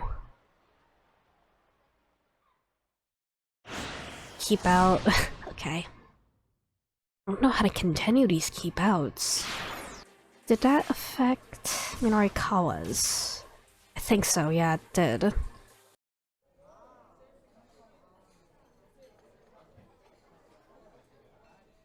Oh wait, this is the beeping sound again? Or wait. Found his attention drawn to a young woman at another table, then one of these, and one of these. Oh, and this, and this, and this, and this, and that too. I just would have brought— oh, cheery. Let me just repeat your order back to you. 1 Japanese-style beef patty, 1 spicy fish roll spaghetti, 1 chicken casserole, 1 French onion soup, 1 fruit parfait, 1 chocolate parfait, and 1 deluxe chocolate parfait. Damn. That's a lot of dessert. We just anxiously awaited confirmation. Yokokaki Numa, second-year student at Midoriyama Academy's law school. Hassled by a pair of hustlers on her way to work and showed up 5 minutes late for a shift. Manager told her that those 5 minutes were coming out of her pay, so she's a bit irritated. Got the large caramel shake. Customer was a full-figured woman ensconced at a nearby table. Jotted down the addition to the order. That'll do for now. The young woman said, for now. Actually planning on ordering more after that? Marveling at display of appetite, Minori-kan went back to typing. Cherry's here. She can help him get to the venue. Now what? It's closer. What the heck is that? Focus. Stop worrying about the curious sound. Damn. I wish I could eat like Cherry. Food is meant to be enjoyed. Plump young woman set about devouring all the food she ordered despite the strange look she was getting. Now that was an appetite to be reckoned with. Took her under 3 minutes, goddamn, to polish off the lot. Looking not the least sated, she picked the menu right back up. She's seriously gonna order more? Starting to take an interest in this young lady. Might be a story here. Conjured up a series of headlines in his mind. Inhales 30,000 calories. Equivalent to 100 pieces of shortcake, 300 glasses of milk, or enough steak and rice to feed about 30 people. Need something with more punch. Food for a thought and expose on obesity. That was no good. Wasn't writing for a fashion mag. Gourmet day in Shibuya. That was it. Be able to whip up something if he went with the foodie angle. Got up from his seat. Pretty impressive, he said to the hungry diner. Do you always eat that much? The one glared back at him. Not always. Suddenly tension filled the air.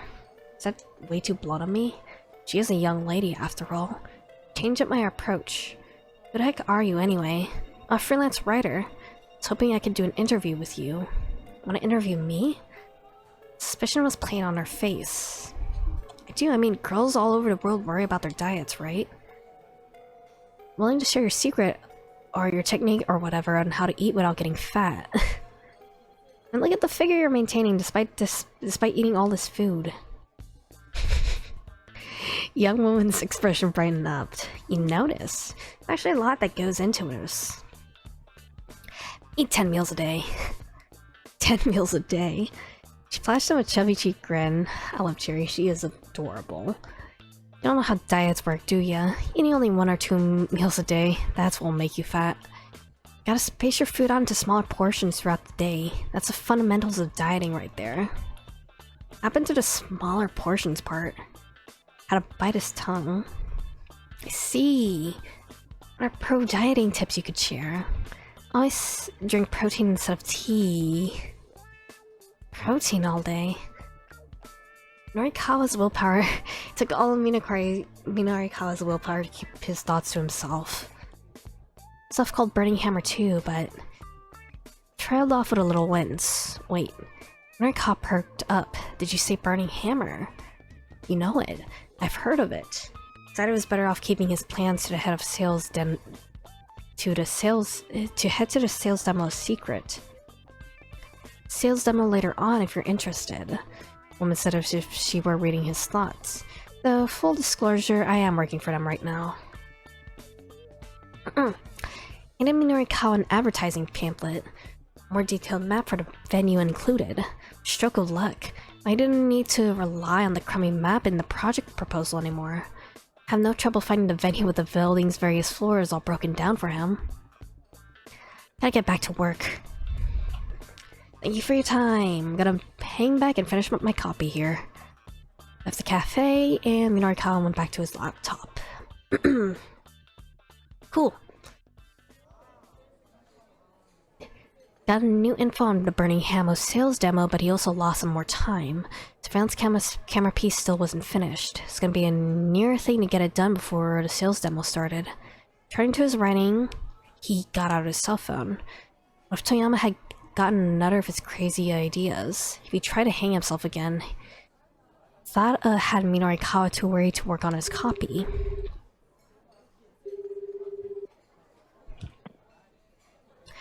Rang several times before someone picked up.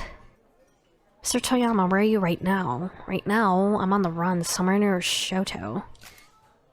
Upscale residential district. Despite being smack dab in the middle of the city, it's a quiet neighborhood, rife with greenery. Shady hotel district a short walk to the south, making for quite the juxtaposition. Speaking in a oddly hushed tone. He left the office, some guys came by to collect all my debts, so I made a run for it. Wasn't dead, but the situation was still pretty bad. We'll get you through this somehow, Minorikawa said, hoping it was true. Ooh. Think you don't want to be out and about, or else Connor will get distracted. The office, but they'll find me there for sure. It's a little bit of reverse psychology. The last place debt collectors are gonna think you went is back to the office, right? Sounded impressed by the suggestion. Just stay hidden until I get these articles finished. Alright, he hung up. Got a deep sigh and turned back to his laptop. Oh, keep out. Okay, a lot of keep outs. I guess I haven't gone back to Achi stuff yet. Should probably do that. Still on the run with Hitomi. Achi and Hitomi scampered through the back roads along Center Guy, white sneakers and pumps. Yeah, pumps. Not best running shoes. Slapping on the pavement. Achi kept his eyes peeled, continually checking ahead and behind as they darted through the gaps between the buildings. We stopped in a narrow alley, and there's no way he'll find us here. Oh wait, let's actually wanna check something. Let me look at that bend. I don't need the tutorial every time I look at this. Vice, meet them outside their house. Okay. There's no way he'll find us here. No one knows about this place. He takes another look around and lets out a sigh of relief. He managed to shake the gunman for now. Back when Achi was with SOS, he had come through Center Guy practically every day. Okay. Gang had started out as little more than a group of local teens. Didn't do much in particular, just horsing around and killing time. What matters is that they were having fun. It wasn't long before it wasn't all fun and games. Couldn't help but notice the slobs who were making a mess of Shibuya, dirtying it all. He wasn't about to let them get away with it. Most frequently, it was folks who tossed cigarette butts out onto the street or plastered walls in graffiti. When he didn't respond to his more gentle warnings, he found slightly more forceful ways of getting his point across. Reputation, street punk started to pick fights with its members. Those guys required a bit more force to handle. When it came to the worst of the lot, the drug dealers, the muggers, the guys who try to force themselves on women, it was full-on battle, no holds barred. Before long, SOS had established itself as something of a vigilante corps. Soon it became known as one of the biggest gangs in Shibuya. Let's lay low here for a bit and see what happens. The alley where they hid was like a dimly lit chasm, obscuring them from view. The only problem now was figuring out what to do next. You find that blue van again, which means figuring out the best way to get back to Dogenzaga without the man with the cane catching them once more. Achi? I think I can handle myself from here. She got to her feet and gave Achi a deep bow. Whoa, you've been over this already. You're not gonna be okay. That guy has a gun. If you let her go up against that assassin alone, he might as well be the one to pull the trigger himself. Thank you so much for everything you've done for me. Tomi continued as if she hadn't heard him. Started to shuffle out of the alleyway. What'd I say? Really, Achi. I appreciate your concern, but I can't in good conscience put you in danger anymore. But, I mean, tried to press a point, but Hitomi cut him off. There's no good reason for you to risk yourself to keep helping me. Tone was resolute. I think the choice here is pretty obvious. Achi was determined to help her anyway.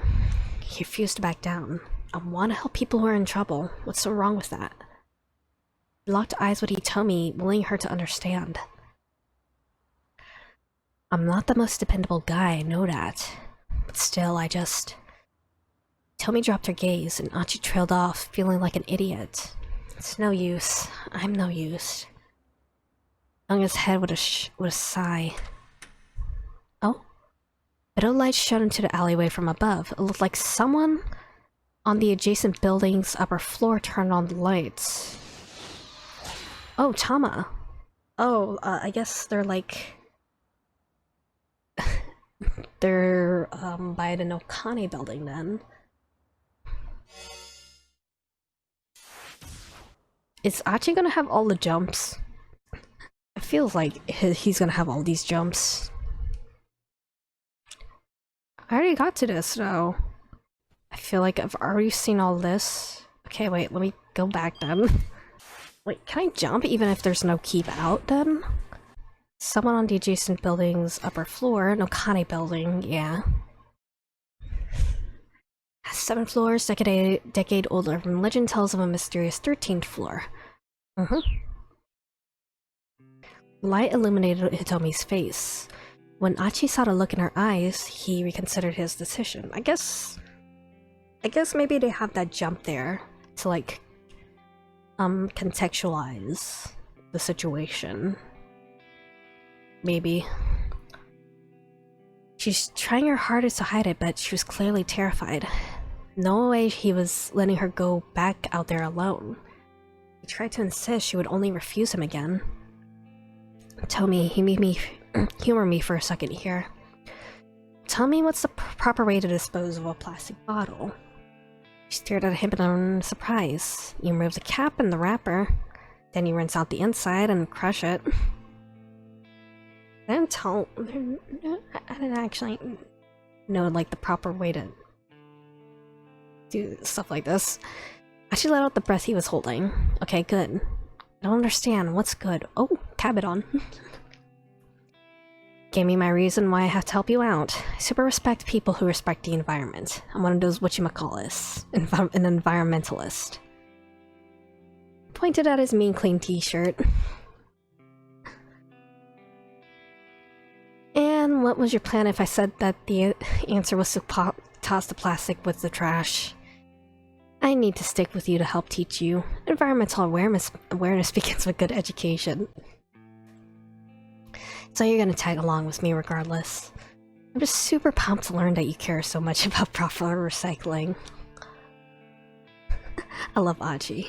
I love these two. Okay then. Okay? If you're really not sure about it, I guess I can use your help a little while longer. Tomi flashed him a little smile. She's so cute, Achi thought. You wanna kiss the girl? You really wanna.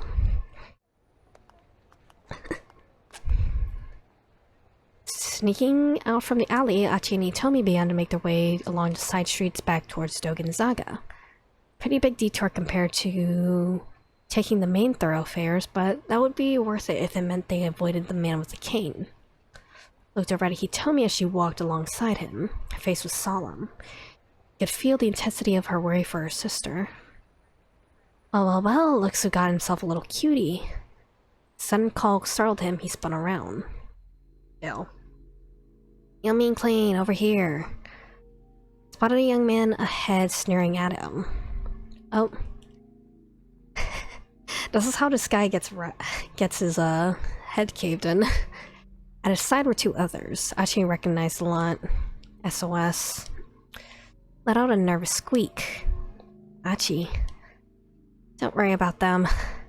Led her onward, attempting to stride right past the trio. Hey now, you're gonna ignore me. Pretty damn rude, especially coming from someone who used to be an old buddy. Three toughs moved to bar Achi's path. she's...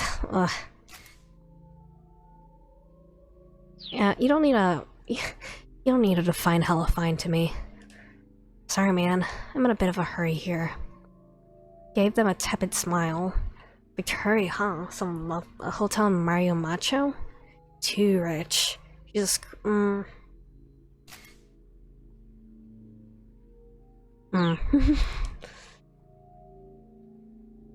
Burst out howling like a gang of monkeys. One of them cackled like a grinning idiot. I'm not. They show up in Kano's story, but... Be a gentleman. There was too much at stake. He was just going to have to suck it up and ignore them for the time being. Try to slip past them, or just grabbed them by the collar. Ran out, man. Susumu's the one who runs this town now. You got no right to keep acting like you're the boss of us. This is who, Susumu? This is what now? Susumu say I have no right to act like the boss? Bitch, please. Susumu ain't got time to worry about your sorry ass. That's so. Okay, no, he still gets wrecked. Fist flashed out, catching the man clean on the jaw. Dropped to the ground with a dull thud. So tell Susumu this. Everyone in Shibuya needs to play nice and have fun.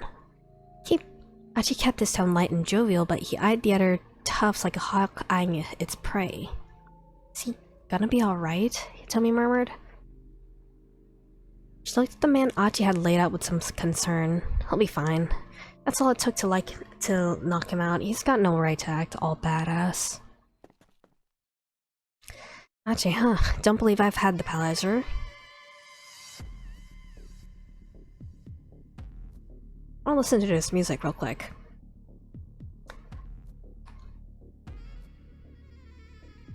Nah, it's just menacing music. A taller man with an angry gleam in his eyes that appeared atop the steps nearby must have turned up during the commotion. Radiated a distinct aura of menace. Menacingly. That's me. And just who are you? Someone he didn't recognize. Yoji Kiryu. Used to roll with a gang from Ikebukuro until a few months ago, known as the killer were of Bukuro.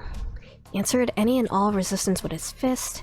His crazy antics led to him being kicked out of the gang, and lately he's been hanging around Shibuya. So not as good as Kazuma Kiryu. Joined up with SOS after you left, now I'm Susumu's number 2. Newcomer stared at Achi's face, sizing him up. A legendary founder. Heard so much about you. Founder. Been a long time since anyone called him that. Bunch of arguing over who would take charge of the new group that was forming to set things straight in Shibuya. At some point, folks started hailing him as the force behind SOS. Founder. That was just something his buddies called him. He never paid it much heed. Shibuya was a place for him, not for hierarchies. Or a place for fun, not hierarchies. At least in Achi's mind, that was how it ought to be.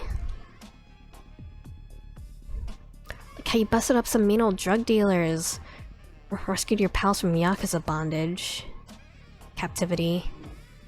Any other types of Yakuza bondage will not be featured in this game. Sorry if the tip link here got your hopes up. You're a real hero. Kiryu's tongue flipped from his mouth like a snake's. Tomi shuddered. Achi couldn't blame her for being creeped out. It's all in the past now, isn't it? Kiryu continued. You went modestly on your way. It's all up to us now. We helped SOS grow by heaps and bounds to help carry on your legacy, no matter who stands in our way. That thought then sit right with Achi.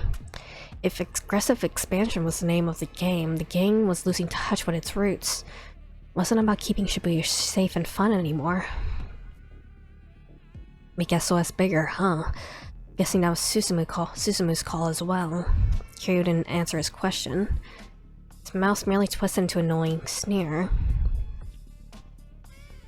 In the event, I think these boys here need a little lesson in manners. Guillotine might do the trick. Capital punishment invented in the 18th century France. Decapitation. Okay, yeah, guillotine. Other gang members started an alarm. Oh, hey, just calm down, man. Anything but the guillotine. Murder, please. What's the guillotine? Guillotine is the guillotine. Is he about to? He's probably about to smash some guy's head in. It's me, Worms. When I glanced back, Kirio strolled away. Two underlings followed him unhappily. I actually wondered what lay in store for him, but right now he had more important things to worry about. Come on, let's go. Vicky told me if I had a hand and they were back on their way.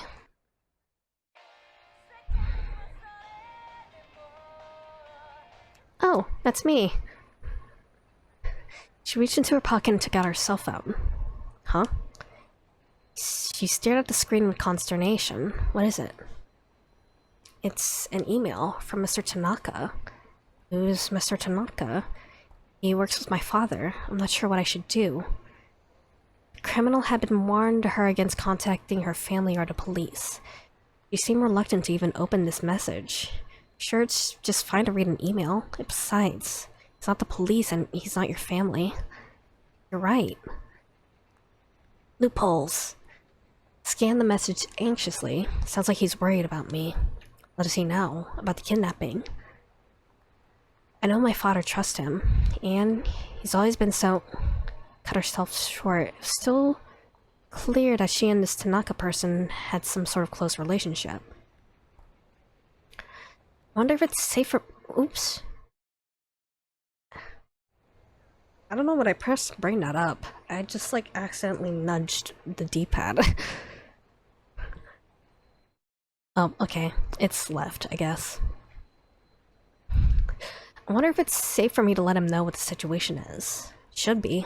I mean, kidnappers aren't gonna know you sent an email, right? Typing out a response. Watched over her, wild speculations running through his mind. No way a mild-mannered young woman like her could be dating one of her father's co-workers, was there? Probably not. I guess we're going back to this sexually charged scene in the bathroom. Here, take a look at this. It's an email from Itomi. Stifling an exclamation, he scanned the contents of the message. There's a man following me. He has a gun and I think he's trying to kill me. I'm safe for a moment, so try not to worry. The kidnapper warned me, told me not to contact my family or the police. Please keep this email a secret. Oof.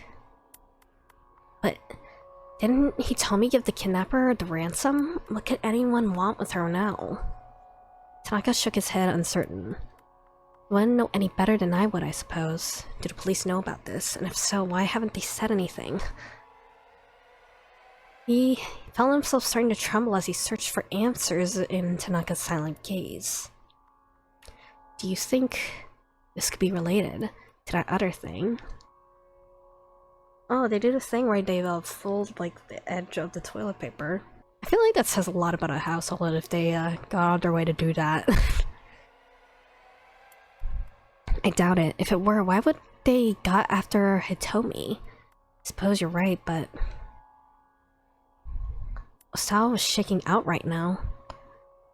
Tanaka laid a hand on his shoulder. First, just calm down and let's think about what we know about the kidnapper. Composure helps Osawa keep himself under control. Ah, they've taken Maria. Oh wait, I was like wondering what is this image right now. This is toilet bowl. This is from the toilet bowl. They've taken Maria, the vice director continued quietly, along with a ransom of 50 million yen. Now they're after Hitomi. His gaze sharpened. Do you think this could be someone who holds a personal grudge against you? A grudge. Sal considered. He couldn't think of anyone who would have a reason to attack him.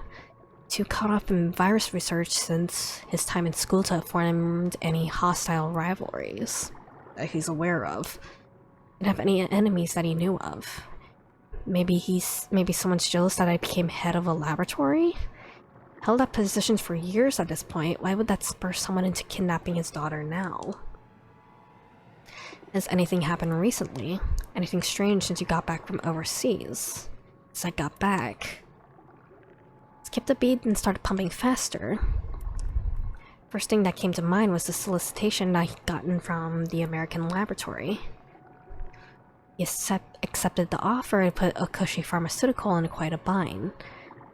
Possibly enough to warrant someone holding a grudge over it, but the only other person who knew about the potential transfer right now was his wife. No, nothing.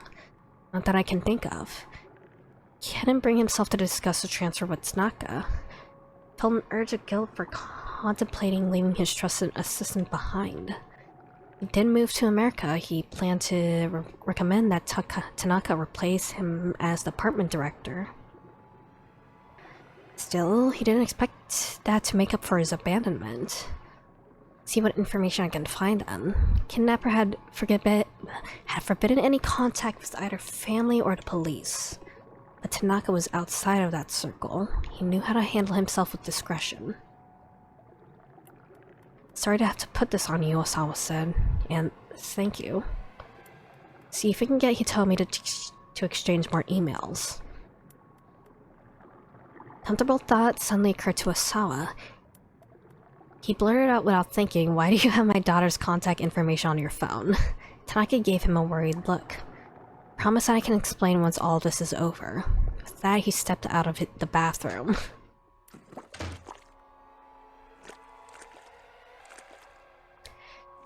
Something in the tone of his final words left Osawa to wonder. Could it be that Tanaka and Hitomi were dating? I'd hope dearly for that to not be the case. Age difference alone made the idea a disturbing one, let alone so many other considerations. Tanaka's Tanaka's over 40. It's more than twice her age. They could not date or fall for each other.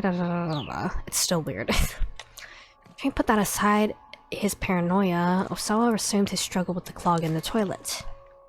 Caused by a buildup of flushable paper products or by solid objects inadvertently dropped into the toilet bowl. Shockingly enough, on very rare occasions, they can be caused by someone taking a dump that happens to be that big that it gets stuck in the pipe. Apologies to anyone who might be eating right now, I'm sorry. Oh goodness. This is a very memeable image, I feel. I want to see more memes of this game, please. Kajiwara reappeared, still toting the bucket. Seem to be having a lot of trouble there, sir. He made it sound like the whole mess was Osawa's fault. Never had to do this before. I think the research you do would be a lot more difficult than this. Just fixing toilets gives me far more trouble, I say. So it would seem. Stood watching as if Osawa's efforts made an interesting show. I don't know the first thing about viruses, sir. I don't find unclogging toilets to be that difficult. How about you fix the damn thing?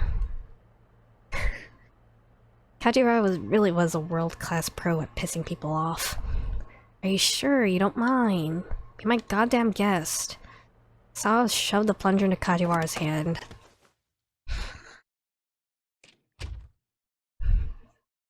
Leaving the detective to handle the toilet, Osawa marched back to his study. Turned on the CD player and laid back on the sofa, squeezing his eyes shut, seriously on the edge. Kajiwara had totally broken his stride. What now? Door to study slid slowly open. Oh. Detective Kajiwara, please don't come in here without asking. My apologies, I just wanted to inform you that the toilet has been fixed. Alright, fine. Just wanted this guy to give him a little peace. Ew. That really all you have to say, sir? Any compliment or encouraging word? Maybe a good man. Good job, Kajiwara. You're getting a promotion, detective. Osawa blew out his breath in exasperation. How are you a detective? I'm not sure I get your meaning, sir. Completely clueless. I'd like to ask your superiors to replace you with a detective who knows how to take his job seriously. All due respect, it's unusual for a precinct detective like me to be stationed here at a victim's home. What's your point? Not to brag, sir, but I happen to be an exceptional detective. Kajiwara beams with pride. Made an excellent showing in the Superstar Detective contest we had on our police social media service. Police exclusive social media network that Kajiwara belongs to, Poxy, strictly regulated with any abusive language, slander, sexual content, or lame jokes deleted almost immediately. Thought the bolt of incredulous anger that shot through him was the onset of a stroke. How could a single person be so utterly infuriating? Can't tell anyone about this. This summer, a new detective manga is starting up based on me. Planned for serialization in NPD's monthly PR magazine. The chapter titles have already been decided. Chapter 1, Fabled Detective Kaji. Kaji howls at the sun. Kaji rides the rails. Kaji at daybreak. Detective Kajak. Kaji Queen of the Street. Lookout Kaji. Kaji on the Edge. Dance Kaji Can't. Space Detective Kaji. So on, so forth and so on. Man. Saw spat out a peal of feigned laughter. A manga? I can tell you all about the plot, sir. Would you like to hear about it? I think he just... Kajiwara is just too much of an extrovert, and Osawa's too much of an introvert for them to get along. I would not. About a telecommuting detective who solves major crimes just using his wits and his computer. I'd really like to hear about that, sir. I really wouldn't. I know I may not look it, but I'm pretty handy with computers. Kajiwara's eyes drifted over to Osawa's desktop. Are you trying to pull shit? Ugh, at least take off the glove. His hand darted to the mouse. In a matter of moments, he cleared the screen and booted up a web browser. Hey, don't touch that. Too late to stop the detective. Monitor showed a page for Ayanet fan page devoted for Ayaka Miki. Osawa's imminent rage stroke was beginning to make his vision grow fuzzy. You come to the site regularly, sir. Regularly, I'm not sure I'd Watch trailed off, feeling the heat of a blush flare on his cheeks. A lot of stuff on his site. A section you primarily spend time on. I mean, for my part, I only really go to the fan forums for folks 40 and over. Sprinkle of curiosity in his eyes, Kajiwara appeared at the computer screen. Having his privacy invaded to this degree was the ultimate disgrace. Alright. You're amazing detective. Just incredible. Seeing a new light now. Would you please... I don't think you want to leave Kajiwara in the room with the computer, because he might snoop. Get the hell out of my room. Try to usher Kajiwara back out the door. Alright, sir. Alright, understand. I'll leave. For that, slipped his hand into his pocket. I don't need a damn banana. It's not that, Mr. Osawa. I have something that I think may be important to you. Small plastic bag with a ticket. Scrap of paper of some sort. What's that? Clogging the toilet. Some hesitation, and Osawa took hold of the bag. That's... Passenger name here is listed as Kenji Osawa. Was a plane ticket, specifically the one for his upcoming flight to the US the following week. He left it out on his desk. How did it wound up getting flushed down the toilet? Ooh. I probably did that. Or, his wife, probably did that. I'm glad she was, like, considerate enough to put it in, like, a plastic bag before she flushed it down, though. Looks like something pretty important, sir. Pretty careless of you to accidentally flush it. A wry sort of smile came to his face, although... I suppose the question of who flushed it is another matter entirely. Sal was at a loss for words. Someone had tried to flush his plane ticket on purpose, he was sure of it.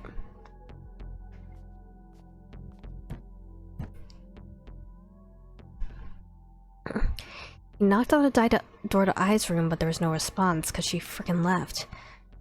It didn't look like she'd gotten back home yet. Osawa let himself in. I guess they sleep in separate rooms. Stinging scent of her perfume pervaded the room, which was decorated in all white. Clothes were all strewn about as if to put her slovenliness on display. She'd been like this ever since they'd gotten married, and Osawa had long since stopped caring. Must have been I who tried to flush the ticket. She knew she didn't want him going. He knew she didn't want him going to America, but still. And she found a better way to get rid of it? Thanks to her, he'd been stuck hunched over the damn toilet, fighting with a plunger. Osawa sat down on the bed amidst the brand-name clothing. Then he spotted something odd down by his feet. A lighter? Yeah. Just when had I picked up smoking? Picked up the lighter and set it on the shelf next to the bed. He stared out of the room but stopped as he noticed a scrapbook on the bookshelf. The rest of the shelf was filled with fashion magazines, so the scrapbook definitely drew his eye. He took it down and opened it. Is he gonna discover an affair? Filled with articles and write-ups about the results of Osawa's research and the company's various achievements. Flipping through the pages took him on a trip down memory lane. There was even an old company memo Ooh. welcoming Tanaka on board as his new vice director. Oh. She's in an affair with your vice director. Oh god. That sucks. I mean, it did feel like a very loveless marriage to begin with, but that still kind of sucks. Especially since it's someone a bit too close to home, I think, for Osawa in this case. A photo of Osawa shaking Tanaka's hand at the party celebrating his new position. Peculiar to think that she had bothered to keep something so trivial. A series of magazine articles were nestled between the pages further into the book. These haven't been clipped out for inclusion in the scrapbook itself. Glance through them. Flannery Okoshi Pharmaceutical arranges marriage of political convenience. Self-indulgent piece from some rag called 4-Star General Gossip from right after he and I got married. Let's see. When the piece had first run, he'd been too furious to read it. Gave it a quick looking over, is pretty much exactly what he expected. Talked about one of the corporate directors have sacrificed his own daughter in order to keep one of his researchers on board. Referring to, of course, to Makino offering Osawa Ai's hand in marriage. Rumors abound of marital strife between the newlyweds. How Ai had been dating another man before she and Osawa had gotten married. The whole thing was a bunch of pure rubbish. Any marriage involved wait, what? Any marriage involved some kind of calculated self-interest, after all. The reasons for the union, nothing changed the fact that I was now his wife. With a faint sigh, Osawa put the scrapbook back on the shelf. Feeling disconsolate, he returned to his study and began flipping through his CD rack. His eye scanned for Ayaka Miki's album For Tomorrow Forevermore. A lot of her more experimental numbers were on that album. Given how discombobulated he felt right now, this is what he needed to hear. Sawa reflected on how there had been a time where he didn't care about music at all. Simply purchased a copy of the most popular CD of the moment as a birthday present for his two girls. That happened to be an album by Ayaka Miki.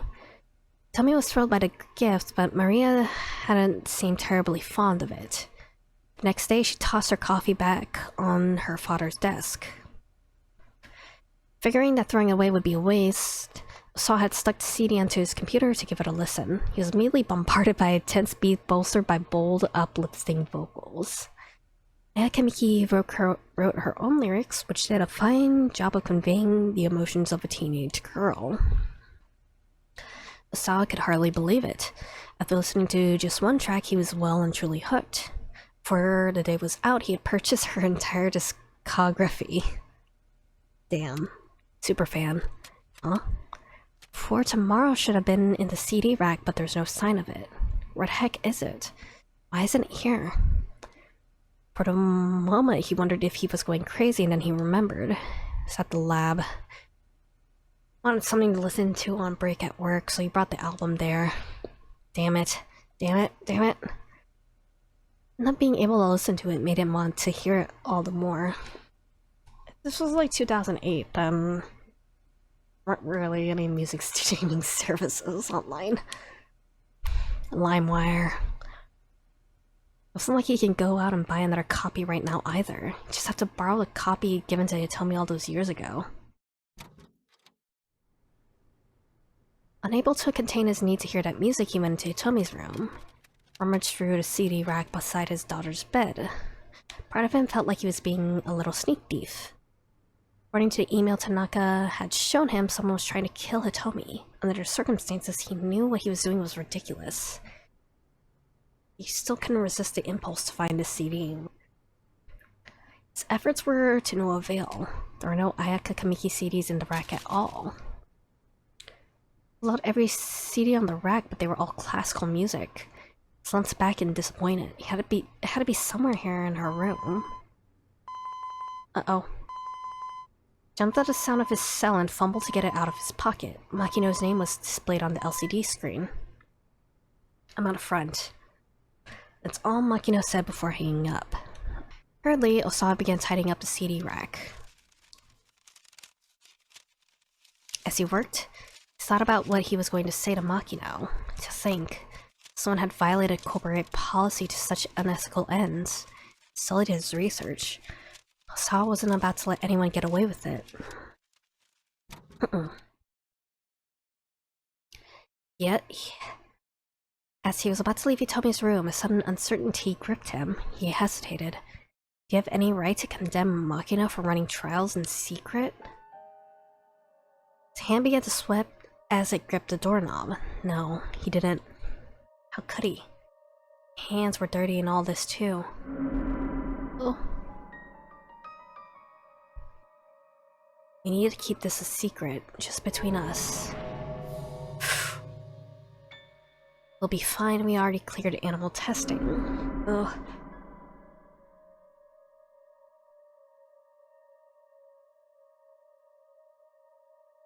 Did he give it to I? Or... I can't look back at, like... I can't look back at those images. I think it was a woman wearing a necklace, though. The memories hovered. Osawa himself had already administered the antiviral to someone, hadn't he? It was the only way. Was it to one of the twins? Muttering to no one in particular, Osawa trudged towards the front door of his house.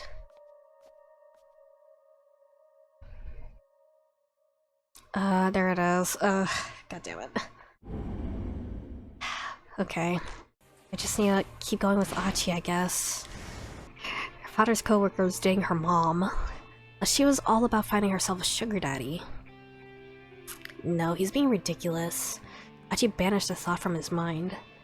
Tomi's personal life wasn't the problem right now. Problem was that psycho with the cane and the gun. Something wrong. She finished sending her email. Nothing. Nothing at all. Nothing at all. Did his best to look nonchalant. It was a good thing she couldn't read his mind.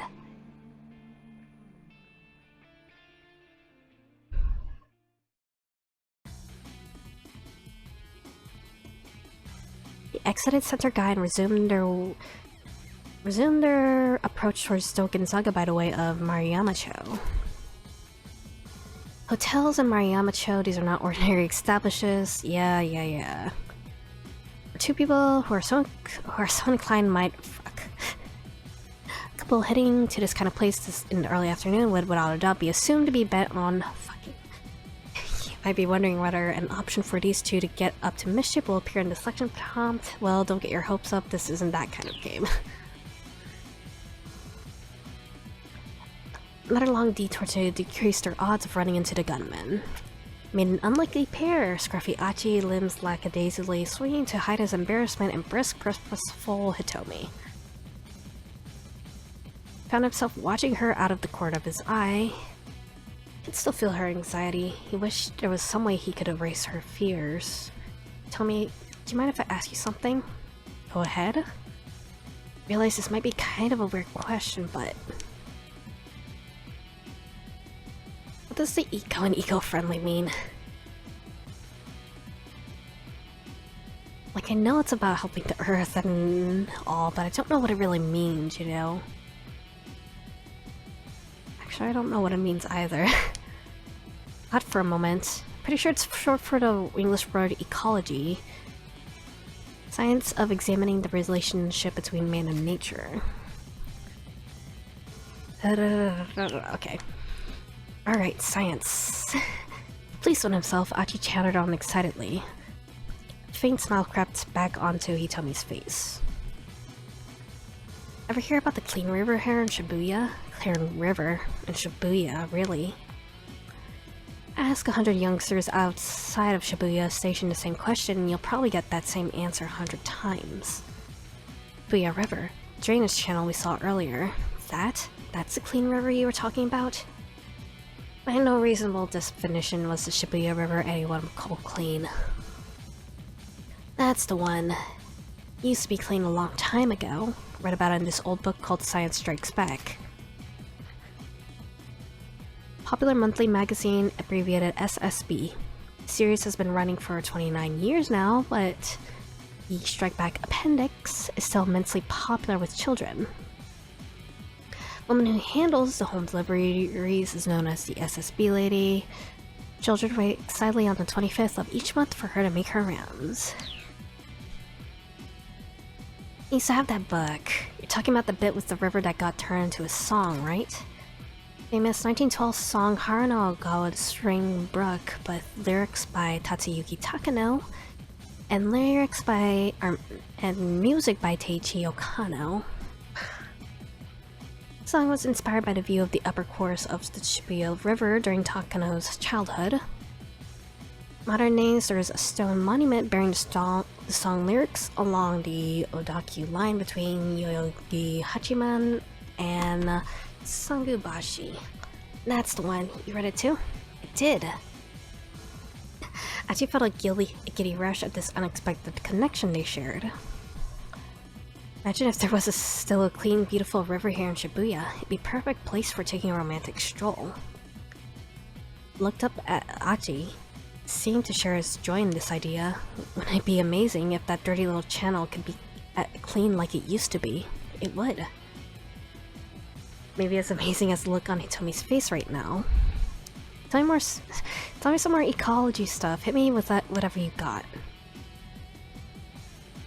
She seemed happy to oblige, and so they walked along.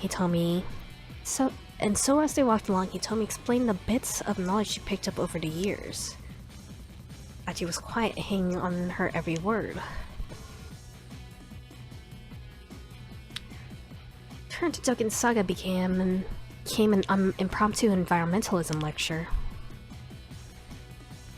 Hitomi continued until she exhausted her ready knowledge. I just don't get it. Achi grumbled when she paused at last. Why is it a bad thing if the planet gets warmer? Wanna make winter in places like Hokkaido way easier. If the whole planet gets warmer, it'll cause the whole ecosystem to collapse. Ecosystem is what? Is it like a solar system? Not really. More like a sound system. Not really. Problem was carbon dioxide.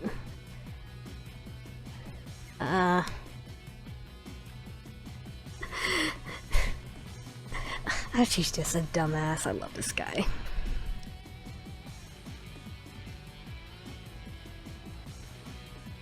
It's just not quite it. Face froze, her mirth abruptly vanishing. Oh no. Achi stared at her face in alarm. What is it? Uh-oh. Good. Turned his attention in the direction Tomi was looking. The man with the cane was bearing down on them. Gotta be kidding me. Grabbed Tomi's hand and ran. This time he headed for the main road, hoping to get lost in the crowd. Tomi struggled to keep up. She was exhausted after all their earlier running. Can do it. This guy's got a cane, we can outrun him. Assassin was still hurrying after them. Once we get around the next corner, we'll be out on the main road. Okay. Trying to get the words out. If I bet her feet were slowing down. Carry her.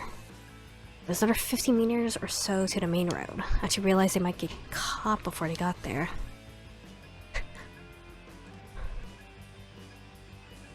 Sorry, he told me, he exclaimed, but gotta do this. Scooped her up. Eep. By the time the squeak had escaped her mouth, Achi was already running full out. Romantic. Please put me down. Don't worry, you're super light. Glanced back and saw the assassin, now far behind, break off his pursuit. Just as they rounded the corner, he heard the man call out to him.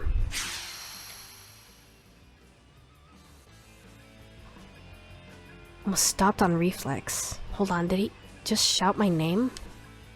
How the heck does he know my name? Quaking with unease, Achi slipped into the crowd. He knows Achi. I don't think he's a SOS or anything. Could you please set me down now? A meek voice pulled him from his panic. Looked down at the girl in his arms. Ew. People in the crowd were watching and chuckling. Really happy you saved me and all, but being carried around like this is... Tomi was blushing beet red, but Achi's expression had gone pale. Achi, wait! Had he really heard that right? That's what it had sounded like. He said he told me back on his feet, then used his shirt sleeve to wipe the sweat from his face. You okay? When you were running just now, did that guy say anything? Not that I heard, no. Had he just imagined it then? Maybe. Achi was sure he didn't recognize the man. Something weird about that guy, though. He furrowed his brow. No matter where he runs, he keeps catching up to us. It's almost like he knows where we're going. She's right. Finding a particular pair of people in a place as big as Shibuya bordered on the impossible. Yet somehow the assassin tracked them down several times now. Yeah. Did, like, the police give her, like, a tracker or something? I don't know. That's an idea. That's it. What if they're doing the whole tracking thing, but, like, backwards? What? Tomi's eyes widen.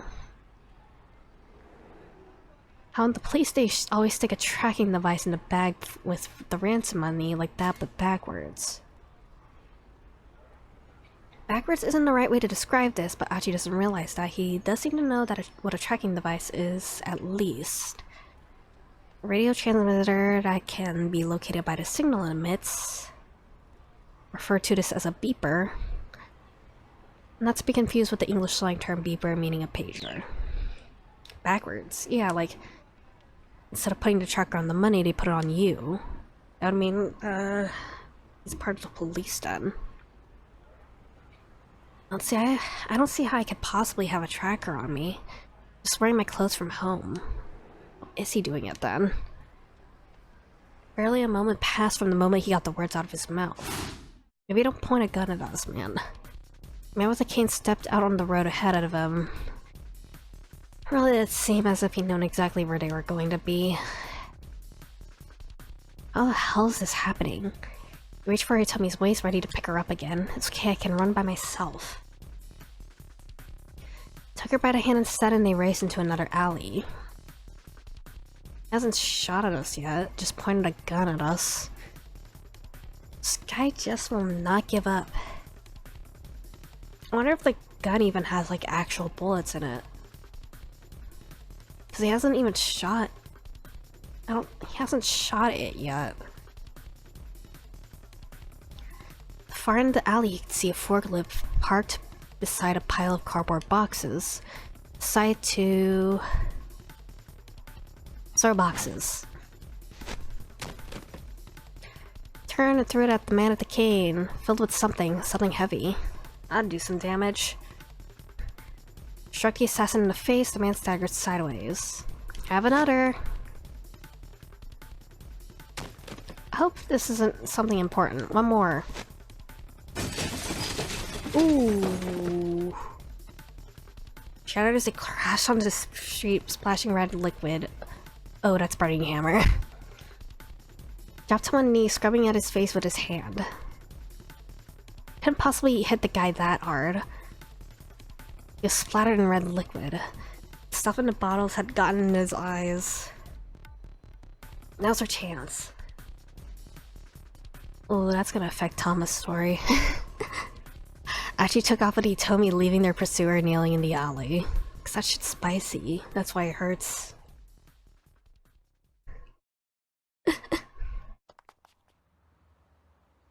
Ragged breathing echoed through the maze of side streets. All that work only just to wind up fleeing for their lives again. Around his teeth in frustration. Subconscious act of gritting one's teeth together while asleep. Here we have an example of two. At roughly the same time, Minorikawa was grinding his teeth while trying to keep to his schedule. Let's get that done. Yeah.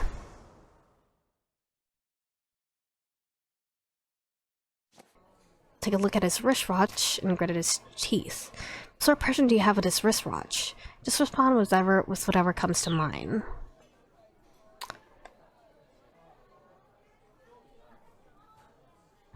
Limited edition automatic. It's a watch.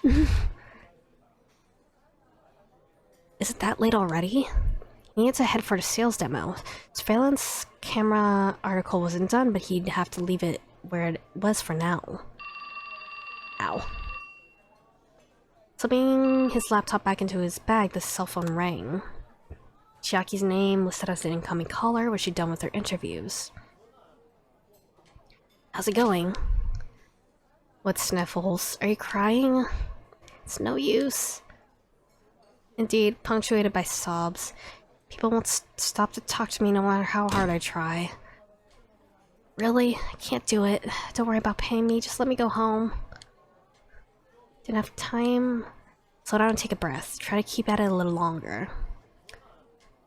Cut loose now, this frustration would be for nothing. Can't do it. Look, just calm down. Just stay where you are until I get there, okay? Got it? Whatever you do, just don't move. Strode out of the cafe. Street interviews were tougher than they looked. Not many random passerbys were willing to stop and do a back and forth. Being able to talk to people on the street was still a fundamental skill for a freelance reporter. All Minorikawa wanted was for Chiaki to put in a little effort and make it happen. Found her personality frustrating, he actually quite liked her writing. Reading her words, you never guess what she was like in person. She could just break the right story. He was sure readers would be quite taken with her. There's no time like the present.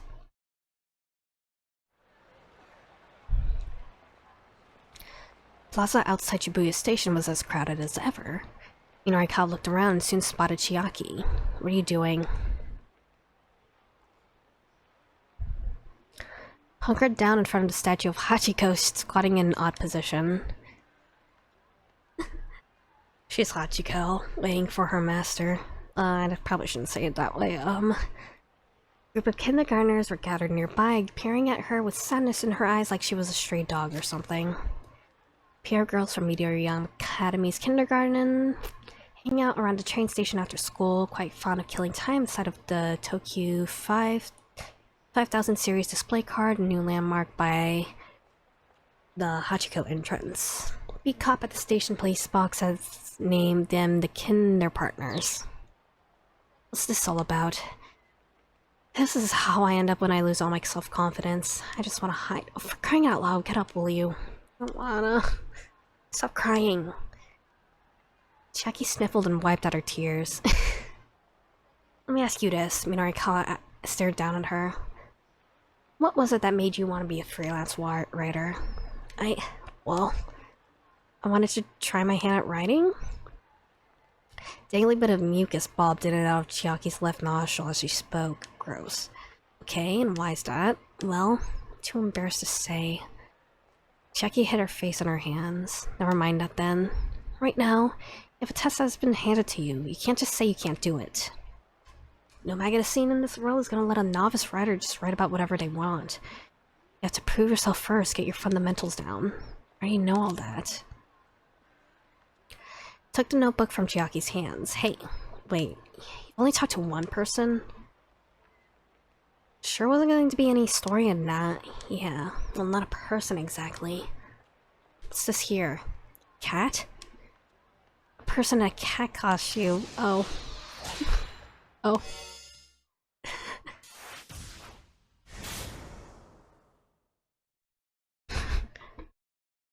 Tama, what'd you do? What should I do? What could that truck... Where could that truck that took the burning hammer possibly have gone? I'm standing here racking my brain when I hear a voice call out from behind me. Excuse me. Are you, happy? With your life right now? Turn to see a woman holding a notebook. Huh? I mean, sorry, do you mind if I ask you a couple questions? Do not have the time for this right now. I'm more than a little busy.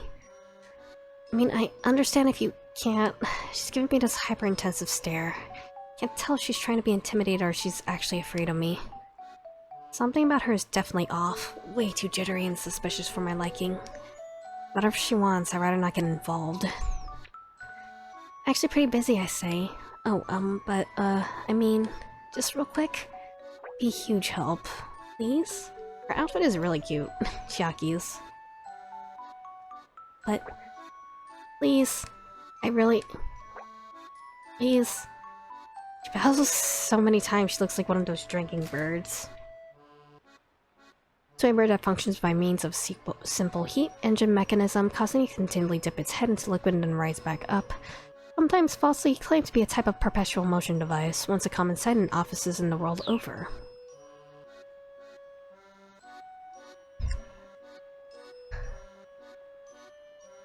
Can't help but feel bad for this poor girl. Guess I'll give her at least a few moments of my time. Let her have her story. Please make it quick. Oh, thank you. Thank you so much. She goes back into drinking bird mode. What was the question? Alright, are you, happy with your life right now? Right now, as you can see, I am a cat. Oh, a cat. Yes, I see. A cat. So, yeah, I'll put down cat. Just writes the word cat in her notepad. Alright, thank you. Are you finished already? Yes, we can finish right here. She hangs her head a little and looks away. Oh. Not sure what's quick. Not sure what I get what it was all about. Did I give her enough to be useful? I doubt it, but hey, at least it was over fast. Head off and search out the burning hammer once more.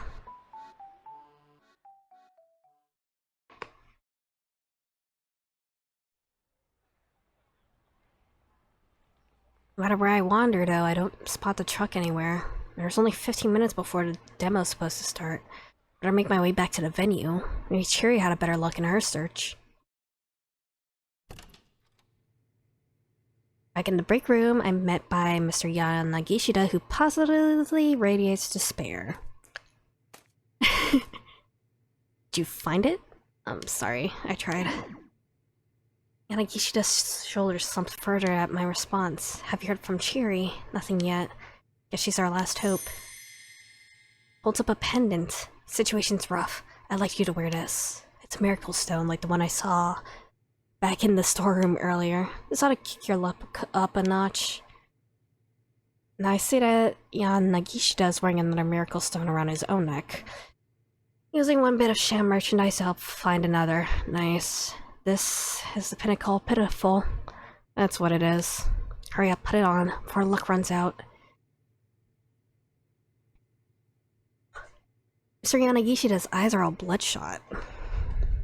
Something tells me that refusing his request wouldn't be right now.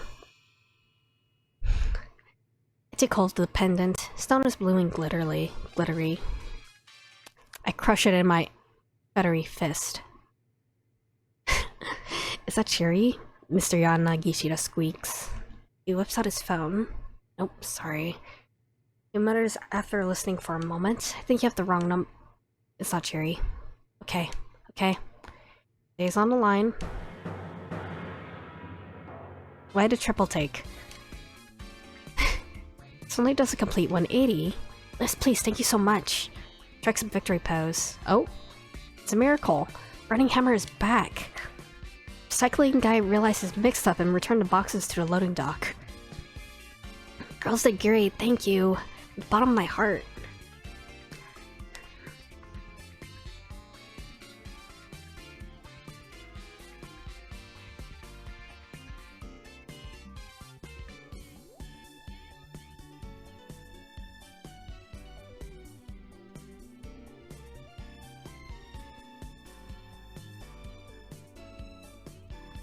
Man. I kinda wanna make a version of this, but like, you know, like make a version of this for like my alerts or something. Maybe. I'm going to go prep the demo room. Tama, you bring the burning hammer inside. So that Mr. Yanagishida practically flies out of the room. No way, I murdered to myself. This thing didn't actually work, did it? I examined the miracle stone more closely. This looks like some kind of toy jewelry. I wish that I actually get paid my 200,000 yen. Not 220,000 yen. Hey, it's worth a shot. With my miracle stone still clutched in my hand, I hurried out to the loading dock.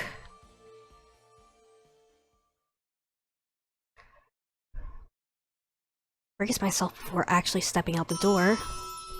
It's there! It's really there! Cardboard boxes are scattered all around outside. Wait, scattered? What happened to them? Oh, they're all broken, right? Cause, Achi... Apprehension gnaws at me as I open one of the boxes. Yep. I shriek at my vision dims. The box is full of bottles of burning hammer. All of them smashed to pieces.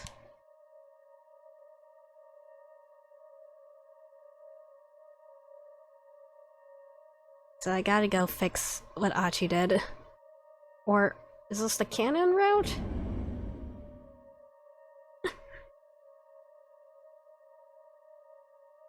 Is this the... okay. I guess this is canon then, okay. Achi ground his teeth in frustration. Tell me, he groaned when he slowed down to catch their breath at last. I'm so sorry. I should have gone to Yorikawa's story first, but you know what, this is fine. Tomi was nonplussed. Sorry, whatever for. Keep saying how I'm going to help you, but instead I keep putting you in danger. Achi, no. If you haven't been with me, I'm sure I'd be already dead. No. Achi hurried to cut her off before she could finish. Don't go there, please. He sighed, then spoke again more quietly. I just want to help you. Clenching a fist, he looked up at the sky. A tiny sliver of blue was visible through the narrow gap between the buildings. He told me hung our head. Honestly, I can hardly believe how much you've done for me. I do appreciate, but still. Lengths you've gone to. Achi looked at his feet, then drew himself up. Admit it's not just because of some gut instinct or your love for the environment. There's another reason I'm doing this. There is. Searching for the right words. I love ya. Got a little sister. Her name's Shizune, or Suzune. She's cute and smart, kind of the exact opposite of me, you know? Took on an uncharacteristic solemnity. She's got a weak heart, so she's in the hospital. Oh. Oh, I'm so sorry to hear that. But what does that have to do with wanting to help me? Back when Suzune was first admitted, I'd go and visit her every day, but she... Oh. Achi, you don't need to come visit me every day, you know? Quiet hospital room made Suzune's voice sound all the more frail. What are you talking about? You know I'm worried about you. I'll be fine on my own, really. Achi had heard that line before. The more she insisted she was fine, though, the more reluctant he was to leave her. Besides, aren't you the amazing guy who helps hold Shibuya together? They need you out there. I didn't know how to respond to that. Much as it was flattering to think that he played some important role, he really was just hanging out and goofing off with his pals. Certainly wasn't anything for his sister to be proud of. I'd rather you spent your energy helping people who need it more than me. What do you mean people who need the help more? Who could possibly need help right now more than you? Scratched his head in confusion, and his sister gave him a weak, tiny smile. You'll figure it out. I'm sure they'll find you soon enough. I'm gonna be here with you. I'll be fine.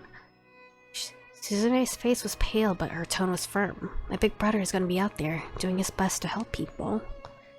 That's what makes me happy. That's what keeps me going. Her voice was clear and unwavering, as if to head off his rebuttal. Alright, Aji said with a reluctant sigh. I guess I'll go out there and help some people who are in trouble. Satisfied, Suzune smiled. Thank you. And can you promise me one more thing? Of course, anything you like. Thumped himself on the chest. If you're gonna help someone, make sure you see it all the way through to the end, okay? Okay. I'm calling it quits partway through, yeah? You got it. I just worry. I know you have a tendency to lose interest in things. Don't sweat it. I swear I won't give up on this. Pinky promise. Stuck out his pinky finger. But I want you to promise me something in return. Promise me you won't let this thing beat you. Aww. Looked her little finger around her brother's, her sad smile fragile as glass. Aww. She's not allowed to die. I'm afraid she might die.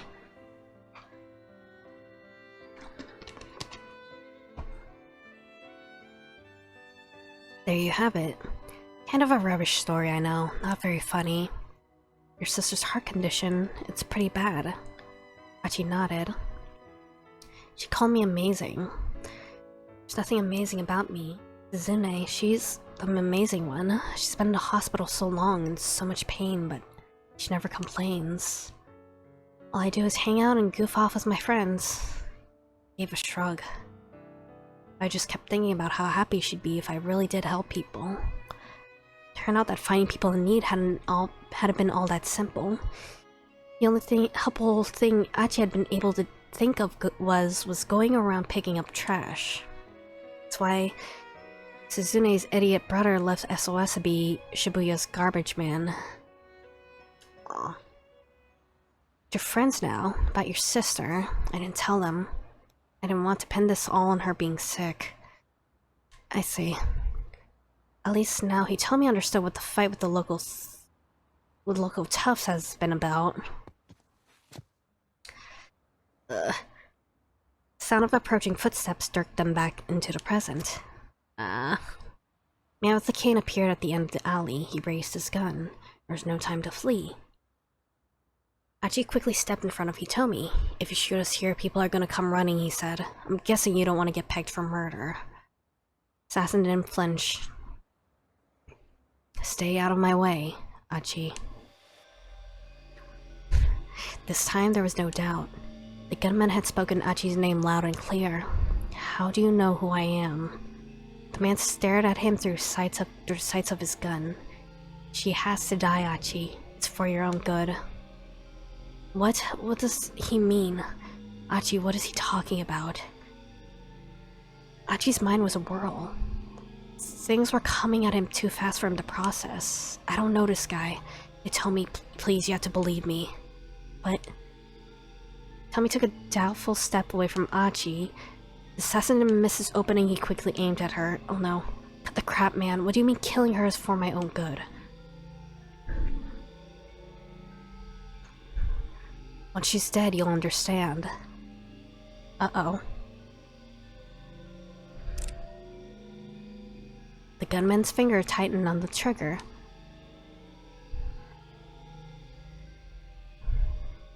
To be continued. I do think that he might be a cop, though. Just... is he... The only other cop I can think of is Tatano, though. I guess we haven't really gotten a good look at Tatano's face or anything. There's still this bad end.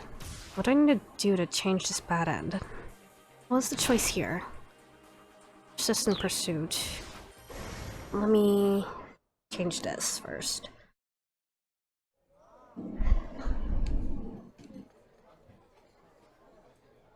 Keep your head down and stay out of trouble. Stay where you are now. What am I supposed to do? Find some place to hide and just lay low for a while. Okay. Okay, so if I did that... Okay, no, the bad end is still there. Osawa has a choice, but I don't think that's really gonna affect anything. I wonder if what would happen if I change my choice here. This feels like a bad idea. And reward to life. Charge towards the man with the cane. Struck the man with a thud. Driving him back a good 10 meters. He's probably dead. At the impact...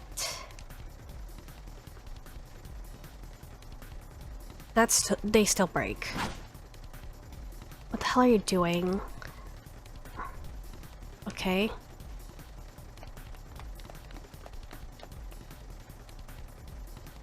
Gaze despondently at the jumbled pile of broken bottles and glass. Okay. I just hurt the guy more. Okay. Maybe it's Tama?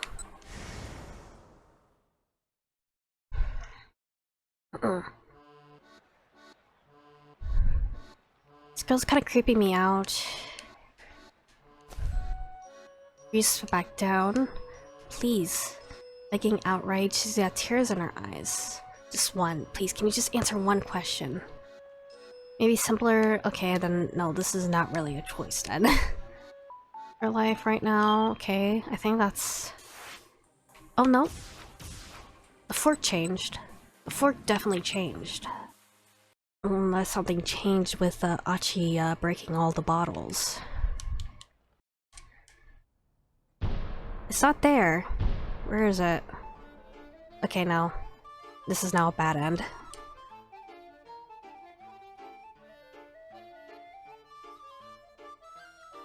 Call a recycling guy, definitely turned it to the loading dock, I assure you that. Telling me not there, it's not my responsibility. Okay.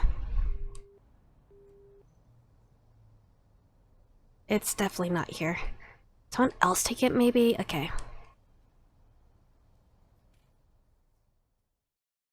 Okay, nope. We do! Okay, come on, just give me the bad end.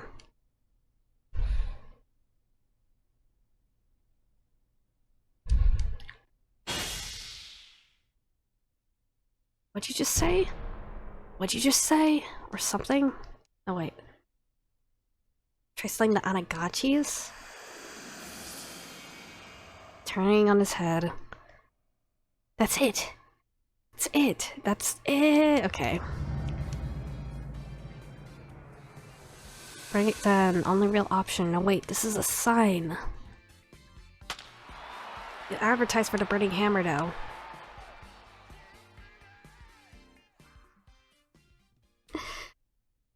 I don't think the people who are coming here are gonna want these anagachis. Probably don't need to tell you how the event goes down. We don't manage to sell even a single anagachi. People are really creeped out by eels, and our customers have no problem letting us know that. Very impolitely, I might add, as they storm away in a huff.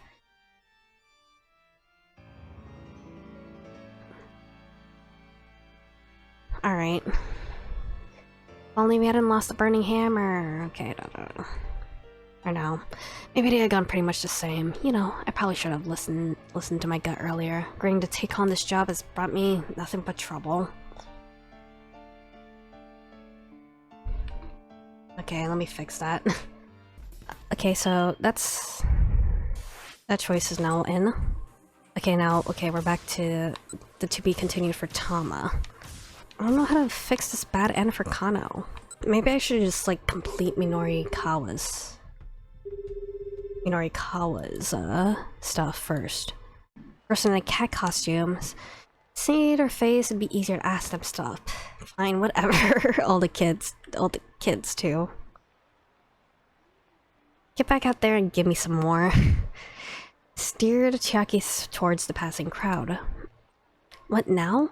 Yeah, we have no time to waste. Yeah, I'll even stand by and watch for a minute. Now, enough with the excuses and get out there.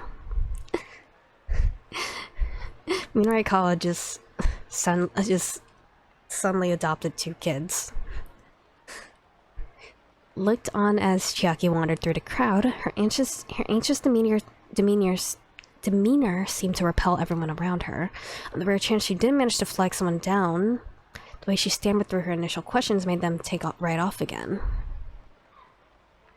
After a minute or two, she shuffled her way back, her shoulders slumped. It's hopeless. We're approaching the right people. Some people are clearly in a rush, you know? You're not gonna have much luck trying to flag down a businessman who's visibly in a hurry.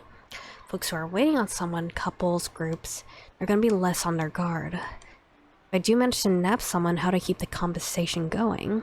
That was indeed the tricky part. Whenever I get an answer I'm not expecting, I get all flustered. Ever played tennis? Tennis? I was in my school tennis club. She struck Minorikawa as being more the manga club type, but that was neither here nor there. Okay, that'll make this simpler. What's more fun, rallying with an opponent or hitting the ball off a wall? Rallying with someone else, of course. Minorikawa gave a hearty nod. Why is that? Because when you hit the ball off the wall, you already know when it's gonna come back where it's gonna come back to. Revelation dawned on Chiaki's face. Oh. It's the same with interviews, Minorikawa said. Don't get flustered. Enjoy the rally. But I don't think I'm composed enough to enjoy it. Don't overthink things, just let yourself enjoy the small talk. Small talk? Sure, not any good at that. Starting to waffle again. Let me ask you this, Minorikawa said, taking a step forward. Are you happy with your life right now? I'm not happy with my life right now, no. She hung her head in dismay. Start with that, huh? Blinked a few times as she lifted her head back up. I'm not happy with my life right now, but what about you? Like that. Oh, okay. A sliver of liveliness had crept back into Chiaki's voice. Minorikawa jabbed his finger right into her face. Right there. Put on that face when you flag people down. Chiaki's smile widened. I'll give it a shot. Thank you so much. Sure thing, good luck. Strode enthusiastically into the crowd. Uh-oh. Tried to flag down a Westerner who was hurriedly walking hurriedly past. Did she even listen to a word I said? Felt his short-lived triumph melt away. Am I just going to have to teach her everything again from scratch? Then he paused in surprise. Hold on. Okay, good. Whoa. Chiaki had snatched the man by the arm in an attempt to get him to stop. The gambit worked. For long, it looked like the two were engaged in some kind of animated conversation. She would get an interview out of this after all. The look on her face was actually somewhat confident. Sometimes people could surprise you once you got past their surface issues. Norikawa could head to the Burning Hammer sales demo with a little more peace of mind. Speaking of which... Crap, what time is it? Checked his wristwatch. Think about this wristwatch. That will tell you how you think about the opposite sex and whatnot. Really? Okay. The demo was set to start in less than 5 minutes. Uh-oh, he's really cutting it close. Sprinted through the intersection. Heading for center guy.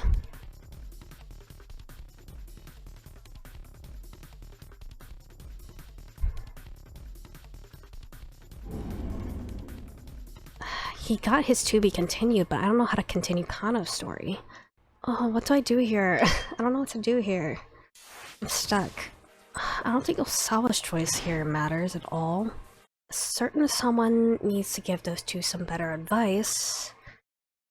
Needs to meet up with them outside his house? Oh, so it'd be Osawa?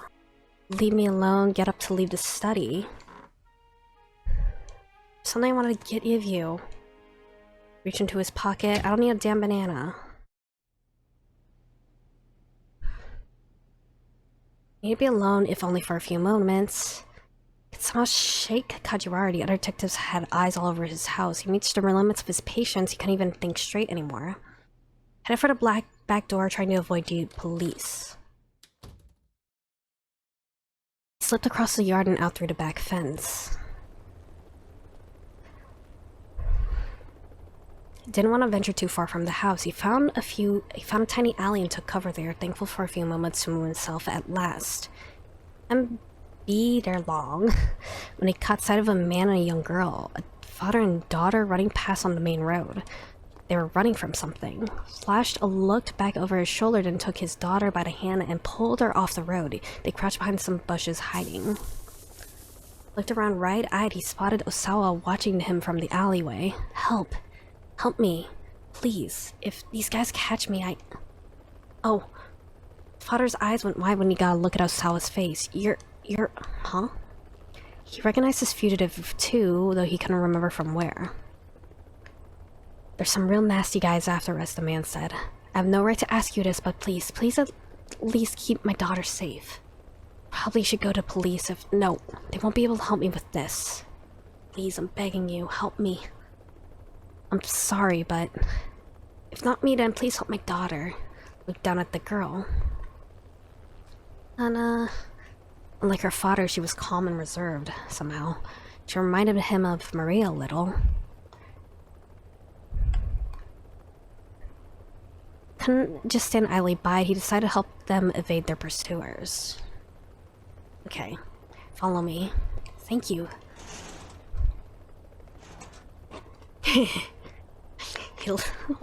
This is also a very good,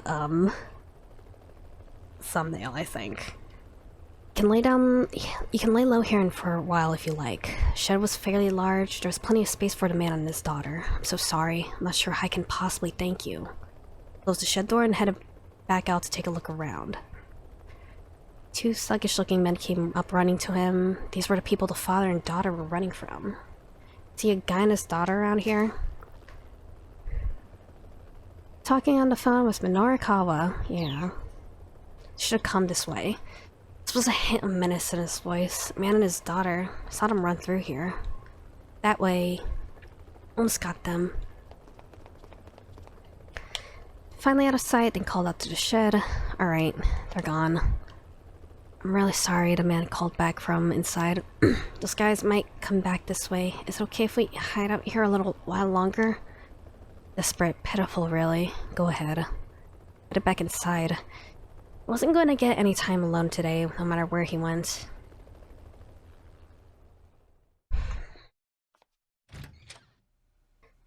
Got back to the study, you're still here. Told to keep my eyes on you. It shows.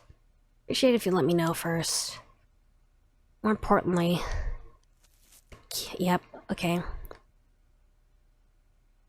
Same thing. What if I could just skip this? Now we still have the to be continued here, so I can just skip it. Yeah, I think we just need to finish Kano's story then. It's about to take place, and sure enough, why do you look kind of familiar? Second man approached the one holding the attached case. He took off the case and walked off. Sasayama, I'll handle the guy with the case. Got it. Broke into the run, chasing after the guy who had taken the ransom. Close the distance with the other man. Tackle. Stop where you are. Recognized his face. He was indeed a member of the foreign crime syndicate that operated in Shibuya. Is the hostage safe? The man's only response was an unsettling grin. Answer me. As though he repeated the question, the man remained silent.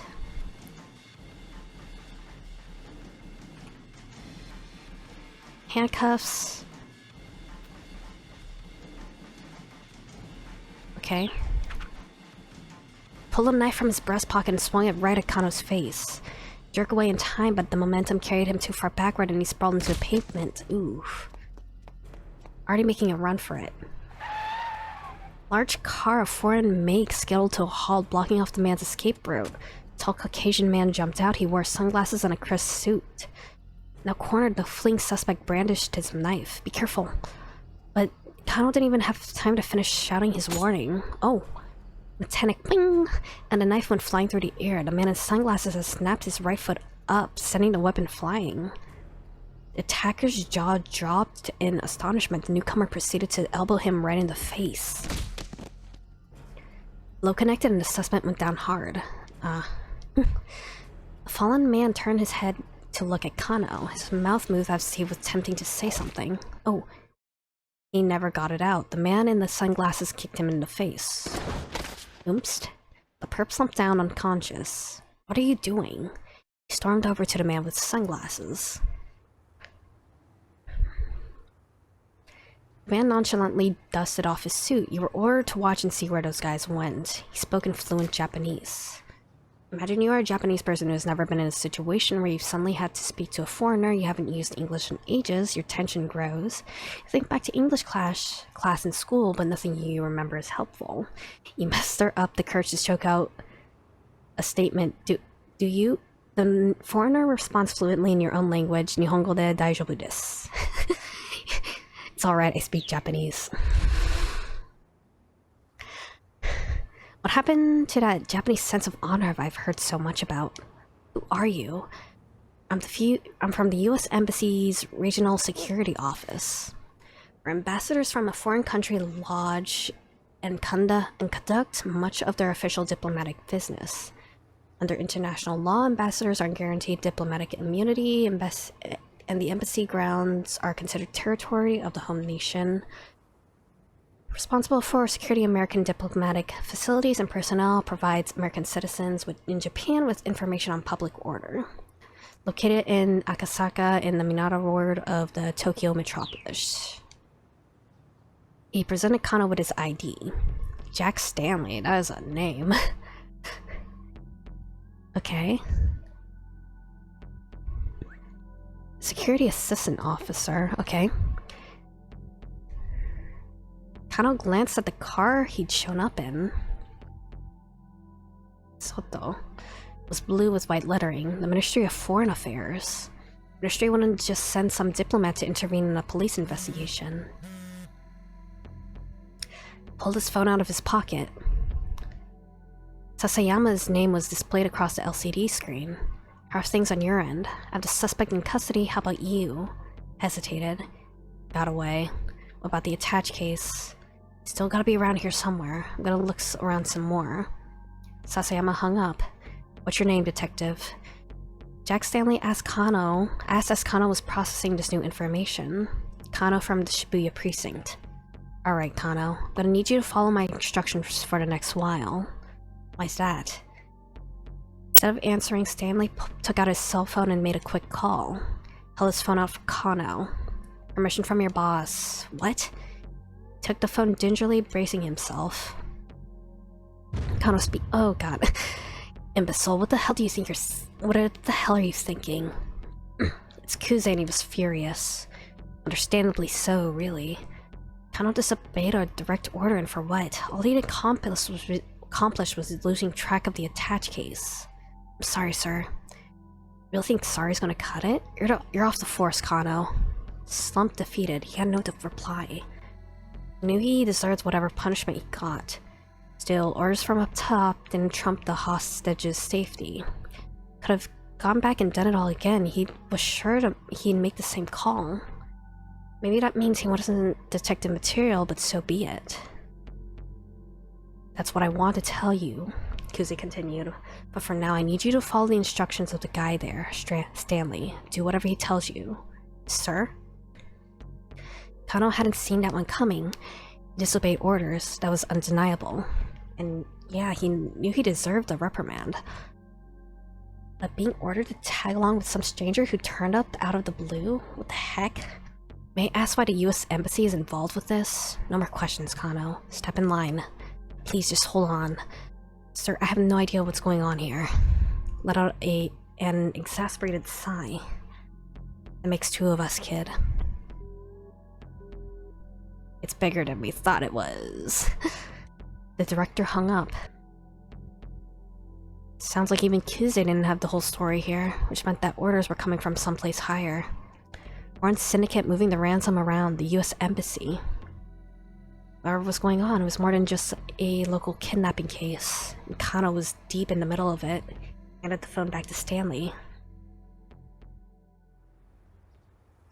A few moments later, two detectives from the MPD arrived on the scene. Stanley handed over the fallen criminal to them.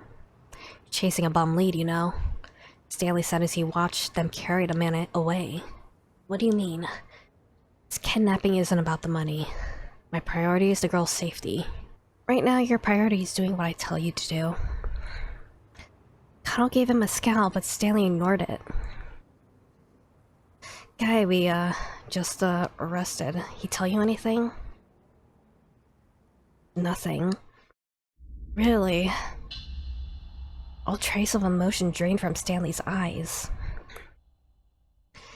His gaze pierced Kano like icy daggers. It held a glimmer of something dangerous.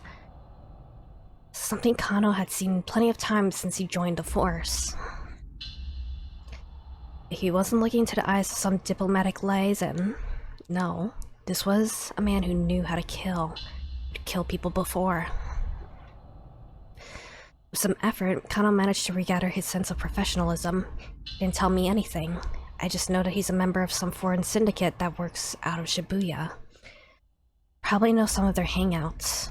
Show me. As Stanley said, cool as an automaton. We'll take my car. Wiped away some of the sweat that had beaded on his brow as they headed for the vehicle. He was just sliding into the passenger seat when Kuze radioed over the wireless. Listen up. Chalice's tone was back in his voice, full force. Stiffened on reflex, he knew what it meant. Tell me if Sawa has, gone missing. What? Wasn't Tatano supposed to be protecting her right now? Detective Tatano hasn't radioed in. Can't reach him from our end either. No way. Can't be. So yeah, might have been gotten caught up in this incident too. Wasn't like a detective of Tatano's stature to go incommunicado during an investigation. Can only mean something had happened to him, something major.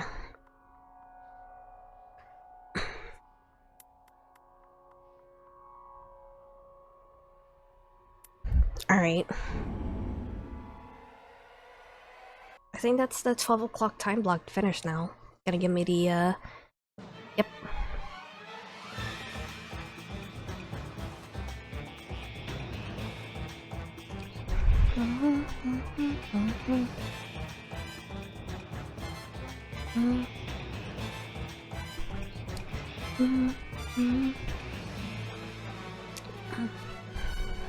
It's 1 o'clock now, except not really. Ugh. Who can you trust?